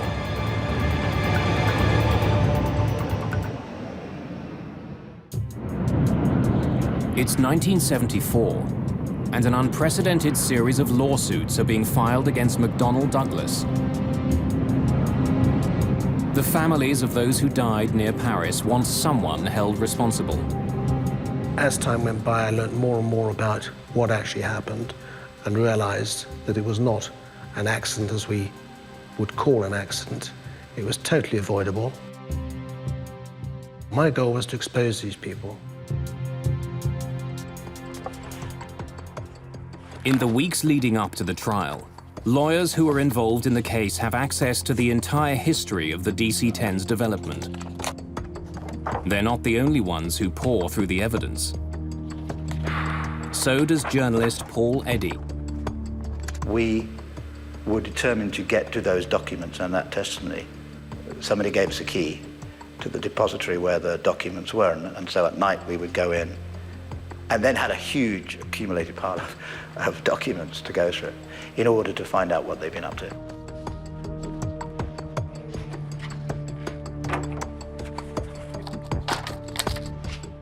Reading through the immense pile of paper, Eddy makes an incredible discovery.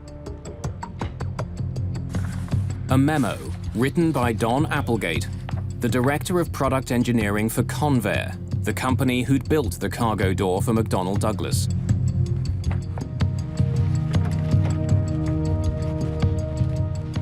I think the point when we knew we got them was the Applegate memorandum that specifically pre-warned this would happen.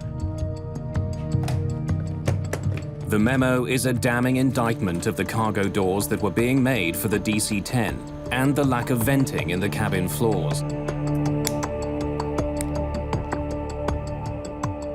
It warns that it's only a matter of time before there's a major disaster involving the doors.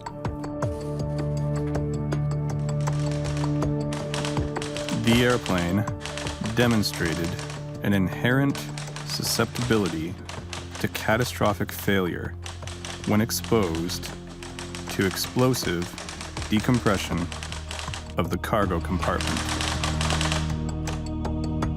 The memo, written just weeks after the near disaster in Windsor, recommends that immediate changes be made to the DC-10 cargo door. You know you've got them. You know you've got them because you know they knew. During the court case, another chilling find is made. Not only did McDonnell Douglas know about the problem after Windsor, they knew during the development of the DC-10. 4 years before the Paris crash, 2 years before Windsor, the cargo door failed during a pressure test. The company knew there was a problem, but the fundamental design of the door stayed the same. I could not believe a large corporation, McDonnell Douglas at the time, could do such a thing, could risk our lives, ordinary people's lives, for the sake of money. Well, in aviation, it's called tombstone technology. In other words, we always have the balance of money. And unfortunately, over the years, it has been true more times than not that we have had to wait until we had enough people die in an accident to say, you know, we really are going to have to spend the money over here. The Applegate memo and other information that comes out during the court case leads to one of the biggest settlements in the history of aviation. McDonnell Douglas paid over $80 million in damages. After the Paris crash, foolproof changes were finally made to the DC-10 cargo door. And this time, nothing was left to chance. The FAA issued an airworthiness directive that ensured the doors would never again open in mid-air. And it worked. After Paris, there wasn't another serious incident involving the cargo doors on a DC-10. But the plane's history and an intensely competitive industry did have an impact. McDonnell Douglas sold far fewer commercial DC-10s than it had once hoped for. Most of the pilots that I know who have flown the DC-10 over the years really love the old bird. She's probably a little more clunky than the 747 in terms of her heaviness of flight controls, but it's still a lovely bird to fly. That's fine, but you can't disassociate either the airplane or the company from the awful reputation that the crash left. Eventually, McDonnell Douglas itself disappears. The company was bought by Boeing in 1996. In the forest outside Paris, a monument now stands honoring those who were killed on Flight 981. A permanent reminder of one of the most disturbing crashes in the history of aviation.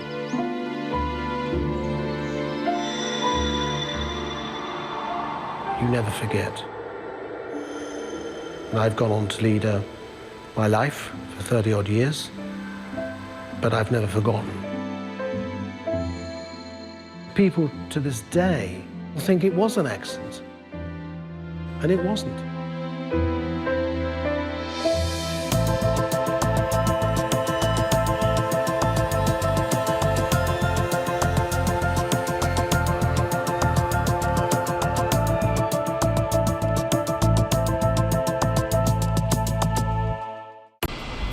Beatles 28, you are clear for takeoff.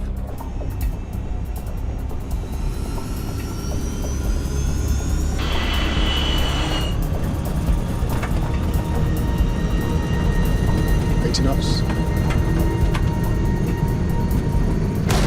Stop! Don't hammer the brakes. Don't hammer the brakes. 137 people are on board this British Air Tours flight. Within minutes, nearly half of them will be dead. This should not really have happened. Evacuate! Evacuate! The aircraft didn't even get airborne. It didn't run off the runway, and yet still 55 people were killed. For investigators, it's a familiar routine. Reconstructing the final moments inside the cabin, analyzing the wreckage and the flight data recorders. In the end, they turn to a psychologist to help them figure out how a survivable emergency turned into one of British aviation's most horrific disasters.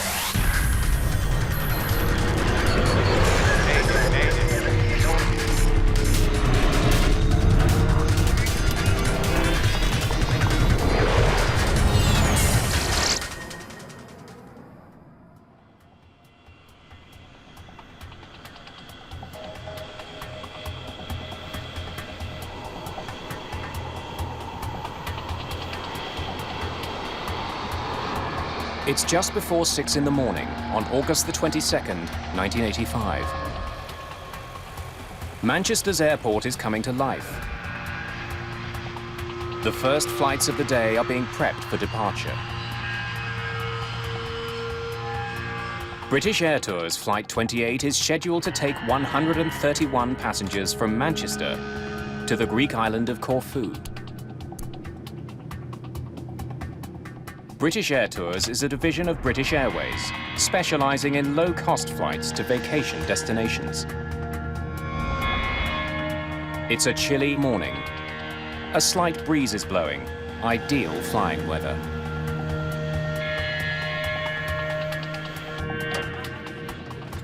Most of the passengers on this early morning flight are traveling on vacation.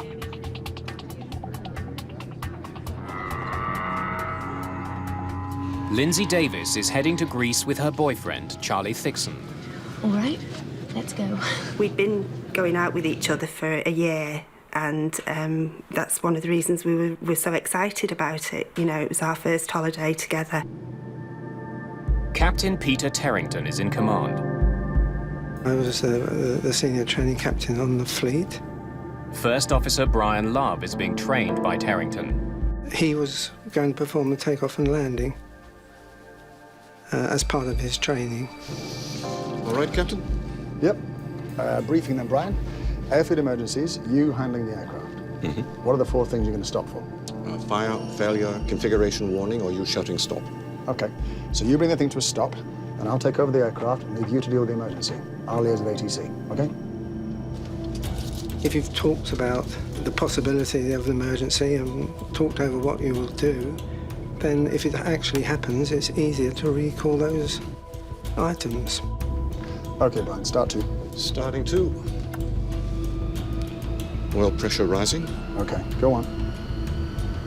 25, 26, 27, 28, 29.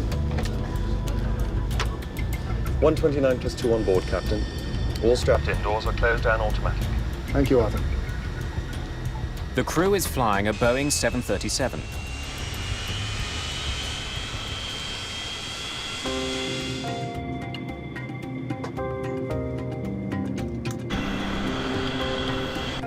It takes just 4 minutes for the plane to reach the foot of the runway. Beatles 28, you are clear for takeoff. The 737 has 3,000 meters to get to takeoff speed. The engines are pushed to high power. I was sitting by the window, looking out of the window. Everything was normal. The plane was going quite fast. 80 knots. Check.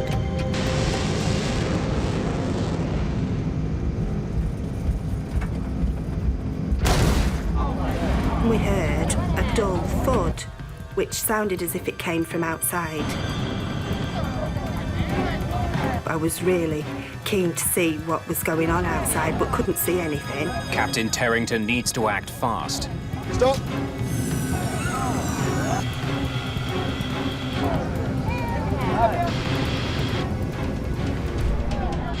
And the immediate reaction was to stop. We were quite a few knots below our decision speed, so I very quickly closed the throttles and applied reverse thrust. We could feel the aircraft slowing down, and Arthur said, "Oh, I think we've blown a tyre," and I didn't know, so we just waited to hear it. Don't hammer the brakes. Don't hammer the brakes. I thought the tyre might have gone and would cause damage to the undercarriage if we braked too strongly. Probably nothing. I wouldn't worry. And just assumed that maybe a tyre had burst, so I wasn't really alarmed at that point. My thought at that time was, oh, okay, we're going to get off this plane and probably have to move all the luggage onto another plane and take off.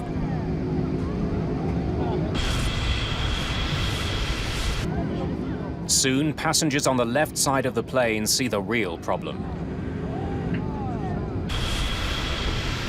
I could see orange flames inside the back of the engine. And at that point, I thought, it's obviously not a burst tyre, that wouldn't cause that, and this is perhaps something a bit more serious. Let me by. I'm not staying there. But at that point, I knew that I wanted to get off the plane, and I wasn't happy at all. I knew that there was a fire, and I just wanted to get away from the fire. Smoke is seeping into the cabin. Please sit down. My nearest exit was at the back. I didn't want to go to the back because the smoke was coming in there. So I decided in my mind that I was going to go through the front. I said to Charlie, On, we're going. And that's when I started going towards the front of the plane. Stop it. 28 Mike, we are abandoning takeoff. Looks like we've got a fire on number 1. Looks like there's a lot of fire. Thank you. Plane on fire, runway 24.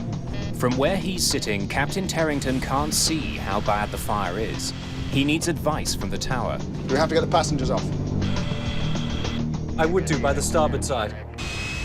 Terrington decides to pull off the runway. Evacuate to the starboard side, please.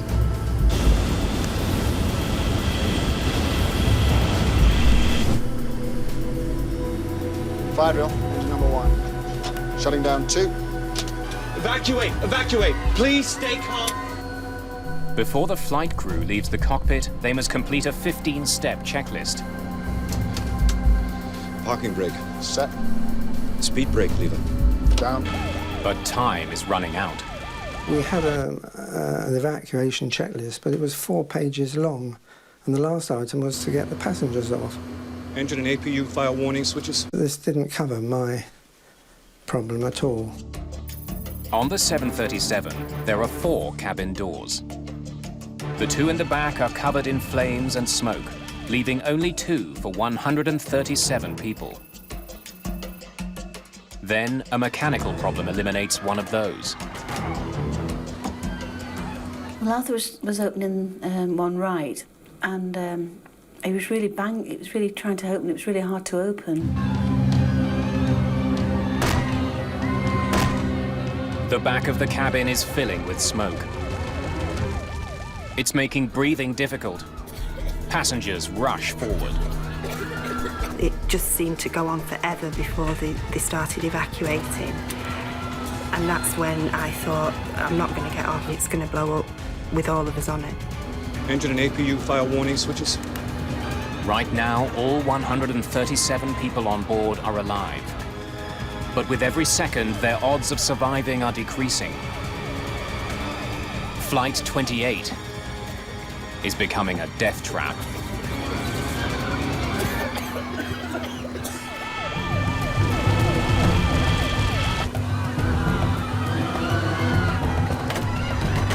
The jammed door on the right side of British Air Tours Flight 28 leaves the crew no choice. They must get the passengers out from the side of the plane that's burning.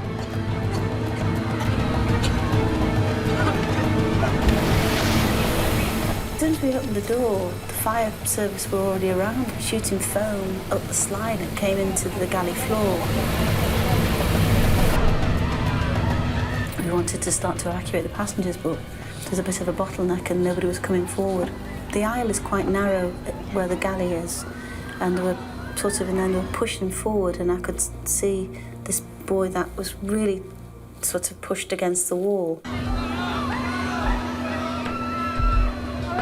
He couldn't get out, so I pulled him by his T-shirt, had the yellow T-shirt on, and he sort of tumbled forward, and after that, everybody sort of just tumbled in behind him. And we just directed him down the slide.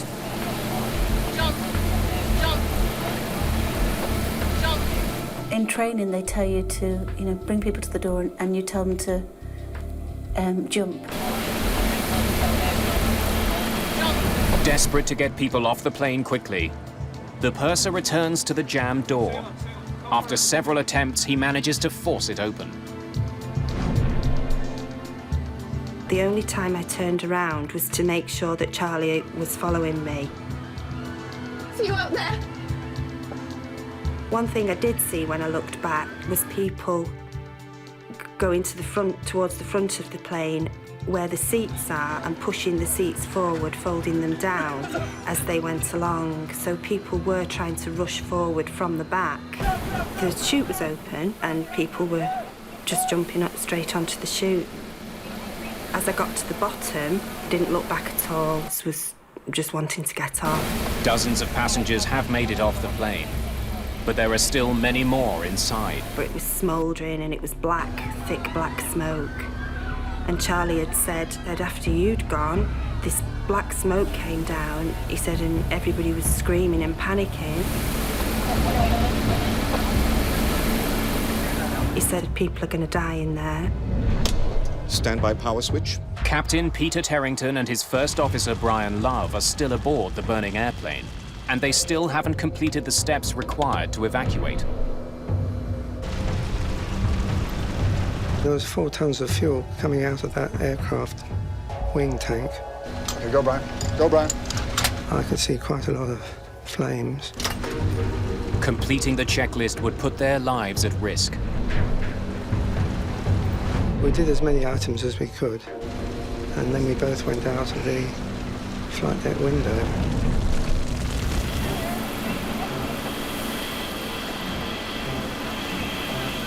There are no more passengers at the exits, so Joanna Toff decides to see if anyone else is left in the cabin. And the smoke was you could touch it. It was so thick, and you could take. It was awful, really. Go.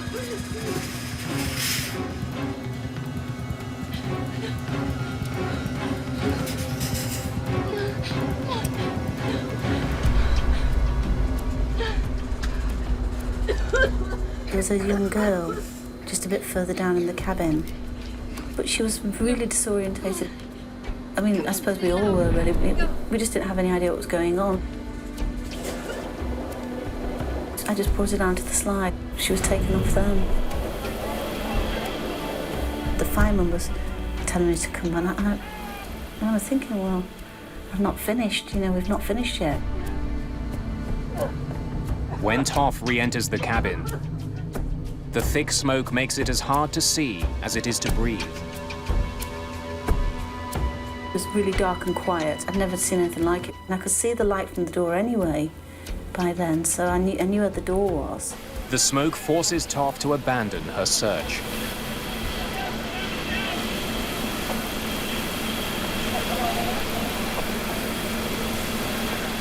Just minutes after pulling off the runway, British Air Tours Flight 28 has been consumed by fire. We got out of a flight deck which was relatively intact, and when we turned round on the ground, we saw a complete wreck of an aircraft, and it had happened in a matter of seconds. It was dreadful. 54 people are dead. Another would die in hospital.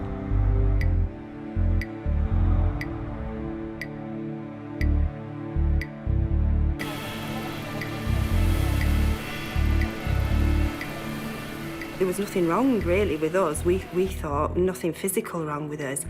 But our lives changed, you know, just in those few hours.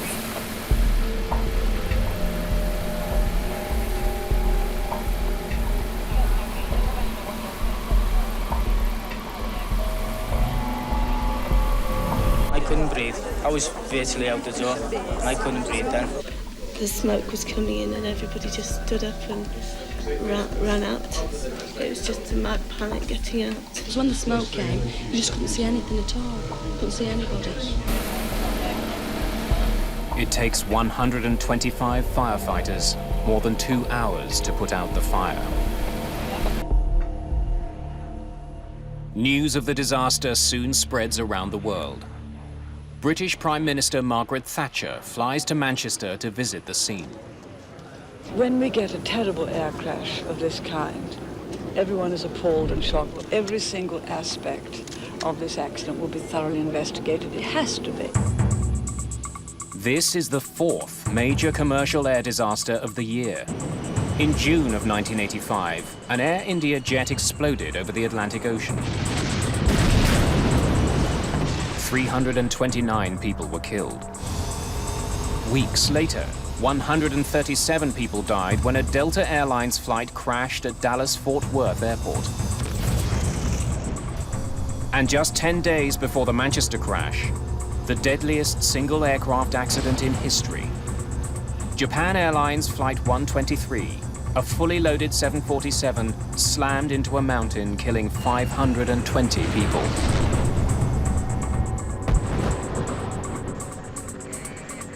British Air Tours Flight 28 adds 55 new victims to the list of casualties. 1985 is now the deadliest year in the history of commercial aviation. The flying public is getting nervous.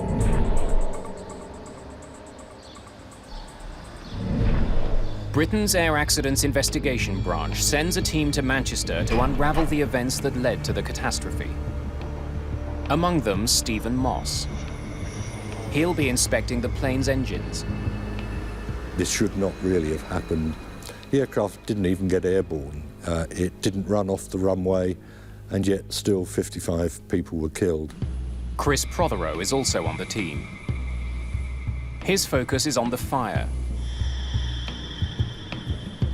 We were aware from initial reports that the fire had entered the aircraft very rapidly as the aircraft came to a halt, and that was a focus for me. It doesn't take too long for Stephen Moss to figure out where the trouble started. He sees damage to the plane that was not caused by fire. Well, the first thing we noticed clearly was the hole in the underside of the wing. And right next to it was a gaping hole in the side of the engine. It seems that one had led to the other.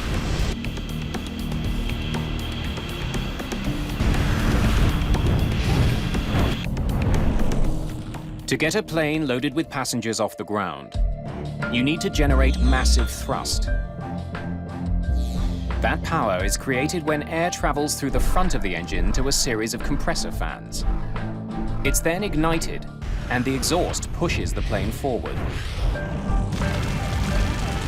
Something had clearly gone very wrong with Flight 28's left engine.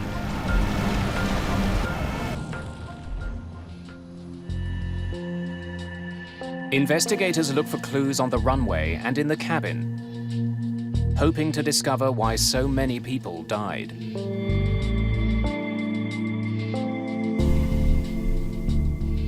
Entering the cabin for the first time, there was as with all aircraft fires, there's an overwhelming and pungent smell. Burning plastic, burnt fuel, burning material had dropped down onto seats, and so the aisles were filled up with the remains of overhead lockers. A scene of devastation. The damage in the cabin is revealing. It's almost completely charred up high, but is relatively intact down low. It was clear that there had not been flashover in this particular case. A flashover occurs when the gases in an enclosed space become so hot that they ignite, incinerating everything around them.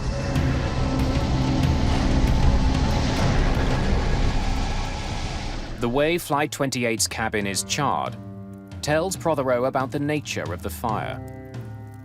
Many of the seat squab, cushions, even things like the emergency evacuation cards, which are just plastic laminated cards, were pretty much undamaged. You could have wiped them off and put them on another aircraft and nobody would have known they'd been in this accident, whereas at the upper levels in the fuselage, there was a great deal of heat damage, and this is not a characteristic of a flashover.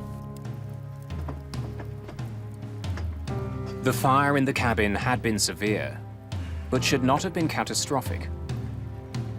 This leaves investigators with two questions. Why did so many people die? And what caused the fire? The answer to the second question may be outside the plane, lying on the runway. Investigators find a large piece of dome-shaped metal along the plane's path. Stephen Moss can see it's from a piece of the engine called a combustor can. It looks like there'd been a separation of the can from the front end from the back end. The combustion chamber of the 737's jet engines contains 9 combustor cans. It's where fuel and air are mixed and ignited, so each can needs to withstand intense heat. Moss suspects the fractured can somehow blew apart and destroyed the plane's left engine. It had struck an underwing fuel tank access panel and put a sizable hole in that, which directly led to the release of a vast quantity of fuel. Proving the piece of the combustion can penetrated the wing is easy. It fits neatly into the hole in the wing. This was clearly, if you like, the root cause of the accident. The engine on the plane is a Pratt & Whitney JT8D. For Moss, that's of grave concern. At the time, was probably the most widely used jet engine on commercial air transport in the world. And it was obviously pretty urgent that we try and find the cause of this one in order to prevent other aircraft having the same problem. There are tens of thousands of combustor cans in service around the world. One of them erupted in Manchester. Stephen Moss needs to find out why it failed. And fast.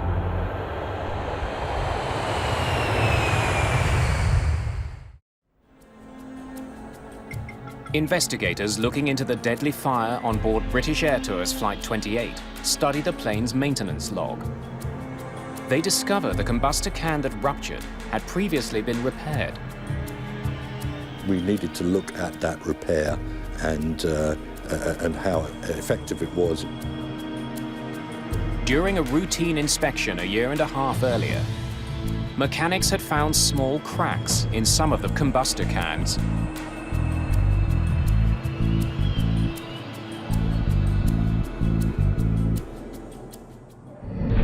It was certainly not uncommon to find fatigue cracks in the cans. They're operating in a high-temperature environment.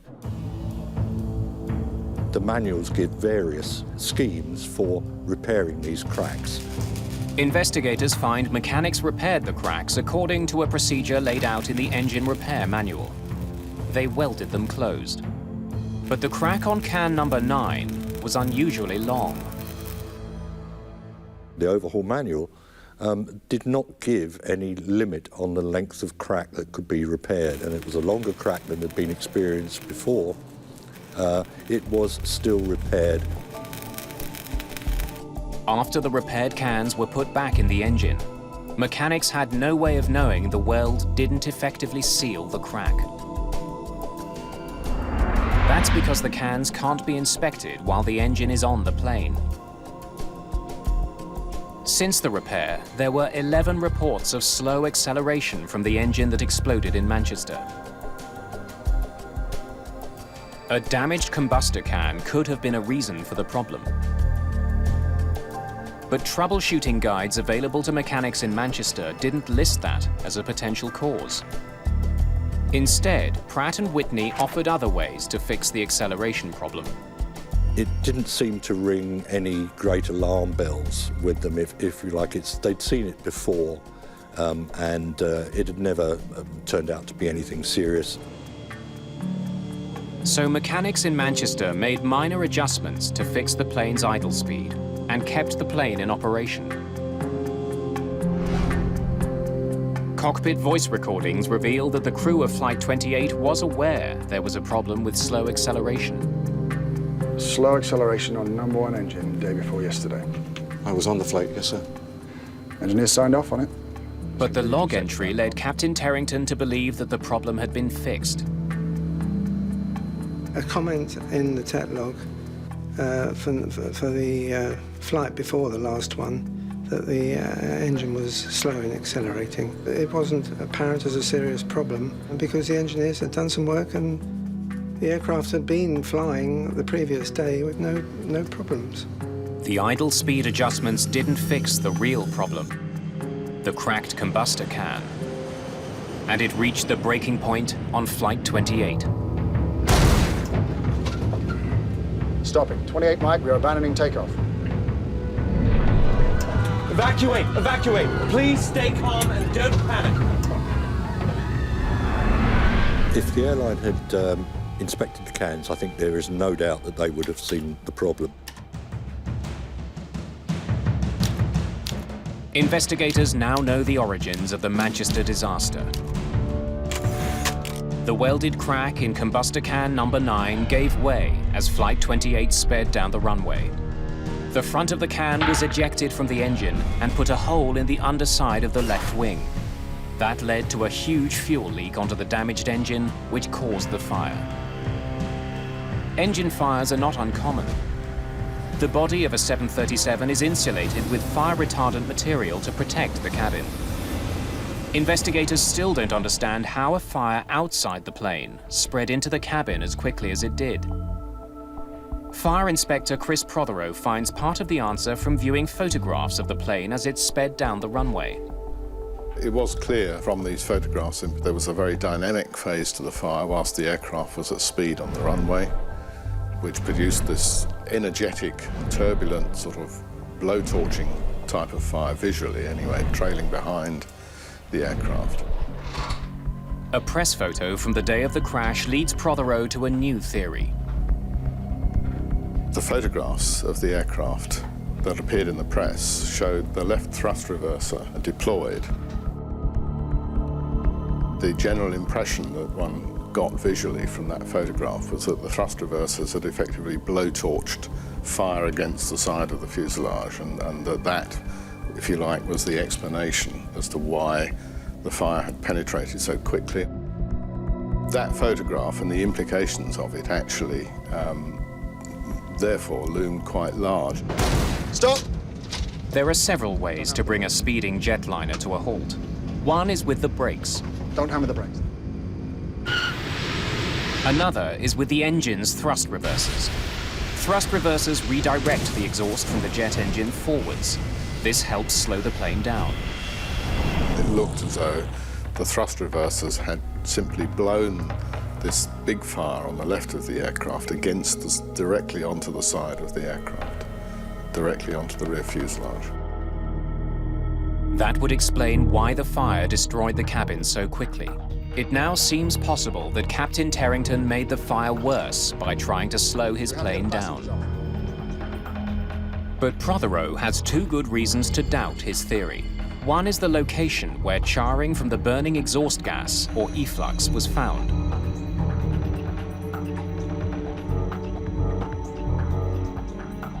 The efflux impinges on the fuselage further up, closer to the roof, the crown skins of the aircraft. So actually, the penetration that we had low down did not fit with that. And the other reason is, by the time the thrust reversers were deployed, the left engine had already exploded. But to act as a blowtorch, the engine would have needed considerable exhaust. We did calculations to confirm that the residual thrust from that engine would not have had the energy to have this effect. That confirmed that the thrust reversers couldn't actually have played any role, or significant role anyway, in the fire's severity. Clearly, something other than the thrusters had caused the fire to spread so quickly. Prothero looks more closely at the data. After examining weather reports from the day of the accident, he finds the answer.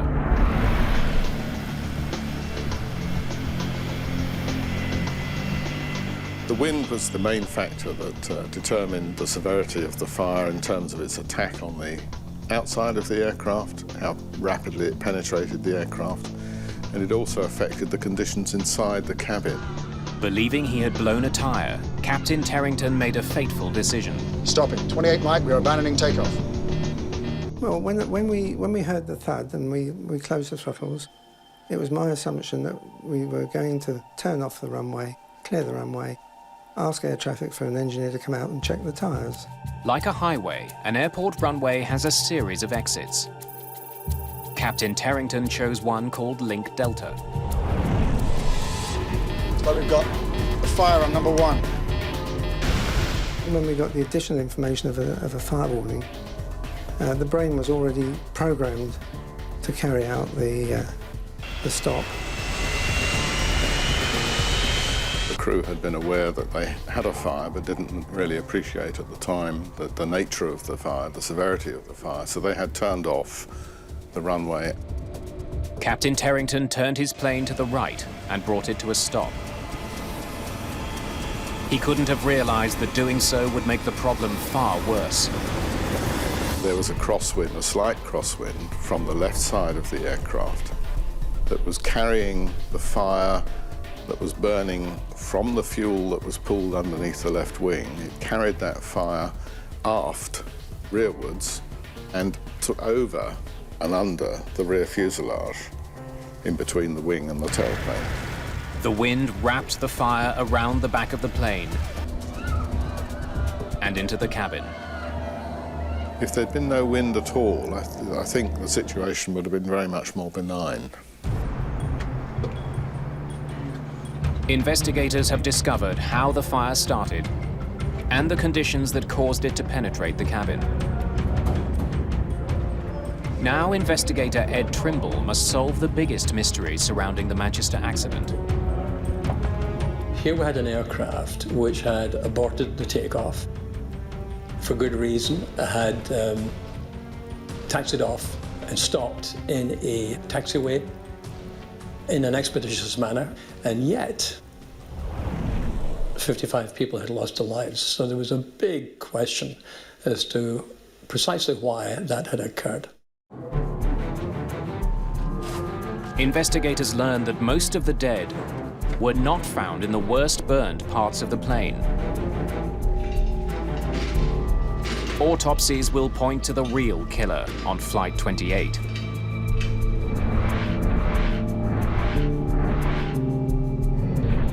Of the 54 people who died in the cabin, only 6 had suffered serious burns. All the rest died from smoke inhalation. It seems the smoke in the cabin was particularly lethal. Survivors tell investigators that the smoke was unbearable. The smoke was really black, and it was almost touching. It was really weird. And they say the effect of that was shocking. Immediately, you took one breath of the smoke, you began to feel debilitated, and you knew that if you took another breath or two, you weren't going to make it. At the time of the Manchester accident, the effects of fire on an airplane had been well studied and understood, but the effects of smoke were not. To figure out what made the smoke so toxic, Trimble decides to recreate the fire that burned on Flight 28. We were trying to model not only the gases which were produced, but also the kind of threat levels which were produced. The smoke that filled the plane was from materials burning inside the cabin. The foam in the seats, the wool in the carpets, and the plastic overhead bins all release poisonous fumes. Those conditions are recreated by burning those same materials. Trimble discovers the passengers on Flight 28 inhaled smoke that contained a deadly blend of poisonous gases, including high levels of carbon monoxide and hydrogen cyanide.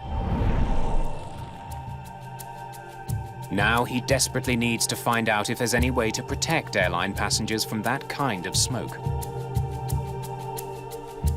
So it seemed to me pretty clear that unless we could protect people's respiratory systems from the assault from such combustion gases, there was little that we could do to improve survival chances from aircraft fires. Over the course of 5 weeks, investigators run dozens of tests, experimenting with different filters.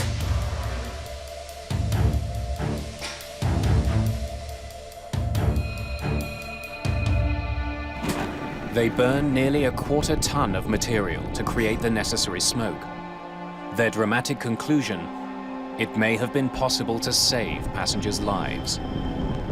There was not the slightest doubt in my mind that in these situations, in an aircraft cabin, if it is being assaulted by combustion gases, your chances of survival are vastly improved if you have smoke hood protection. British Air Tours Flight 28 had only enough smoke hoods for the crew. They were never used. Trimble's research indicates that smoke hoods for passengers could have saved lives. There were hoods available, both of the filter type and the breathable gas type, which can provide a very high level of protection to people in these circumstances.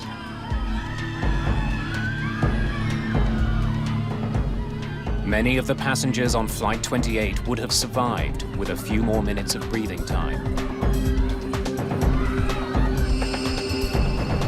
It was in a blink of an eye, you know, from the time, you know, we stopped on the runway, you know, just within a few minutes, you know, it was all over, really.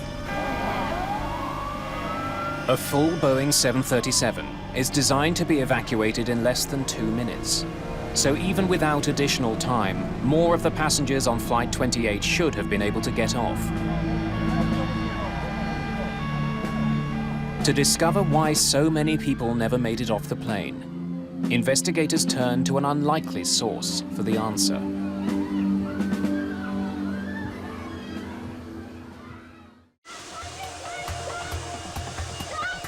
By law, airplane manufacturers must prove their planes can be evacuated quickly and safely.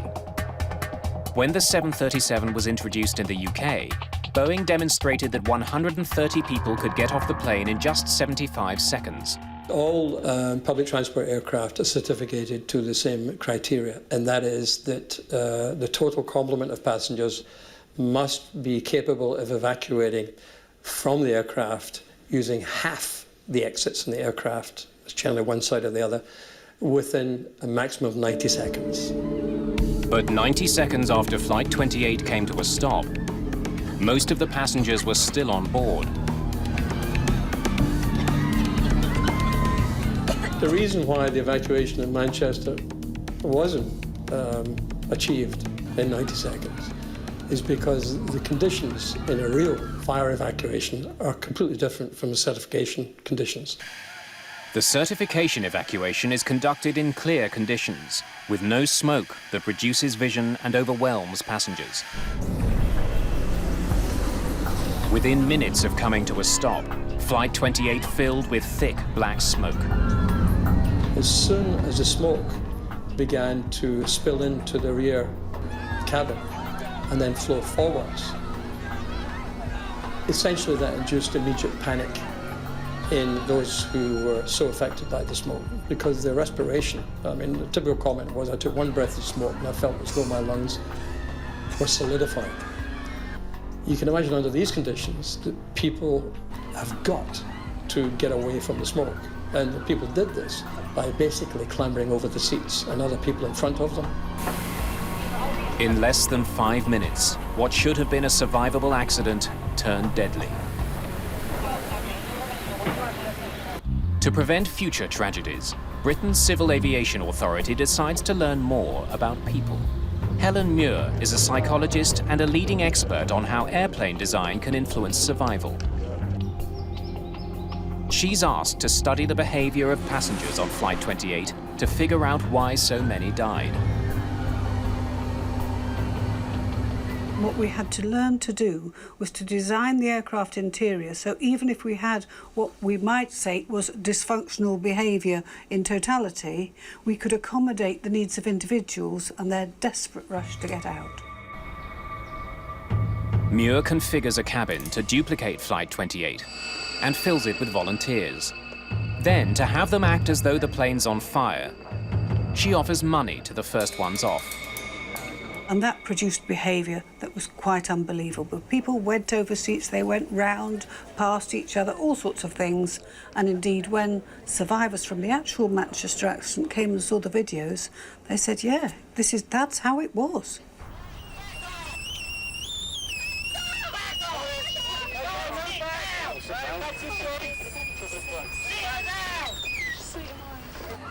The evacuation of Flight 28 was slowed by the fact that passengers became jammed in the bulkhead opening separating the main cabin from the galley. Investigators discover the logjam was created by the design of the Boeing 737. The bulkhead opening was 22.5 inches wide, just enough for one person to fit through. But what they wanted to know was how much wider would they have to make it for people not to get stopped and blocked. We were trying to do as much as we could to recreate the situation which had happened at Manchester and then to systematically vary the aircraft interior to see what changes would improve the situation for passengers. Muir's tests showed the narrow bulkhead opening created bottlenecks that flight attendants had to constantly clear. Increasing the width to 30 inches greatly improved the movement of passengers.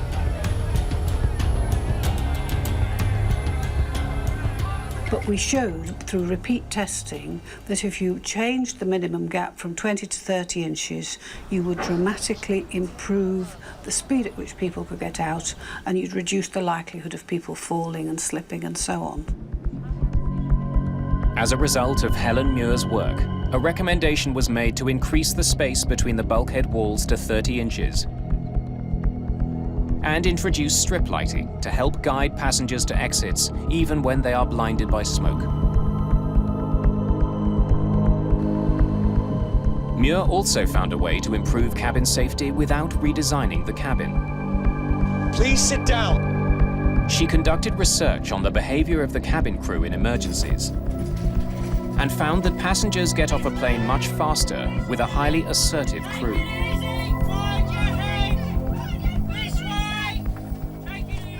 It's because we don't want people really making their own decisions. We want people to do exactly what the cabin crew or the procedures state, and we don't want people hesitating, particularly at the door. Helen Muir's research prompted manufacturers to redesign cabins to make them safer. But one safety feature remains controversial: smoke hoods. Ed Trimble believes they should be mandatory on all commercial flights. Without a doubt. Without a doubt. Helen Muir is less convinced. She's studied how smoke hoods affect passenger behavior and is worried they would slow down the orderly evacuation of an airplane. We know you've only got literally 1.5 to 2 minutes for everybody to get out. What we don't want to have is something which is difficult to put on, and so it slows people getting down. The most important lesson of British Air Tours Flight 28 is that seconds matter. It's now universally accepted that it takes 90 seconds from the first sign of fire before it becomes unsurvivable. The passengers on Flight 28 lost valuable time when the starboard side door jammed.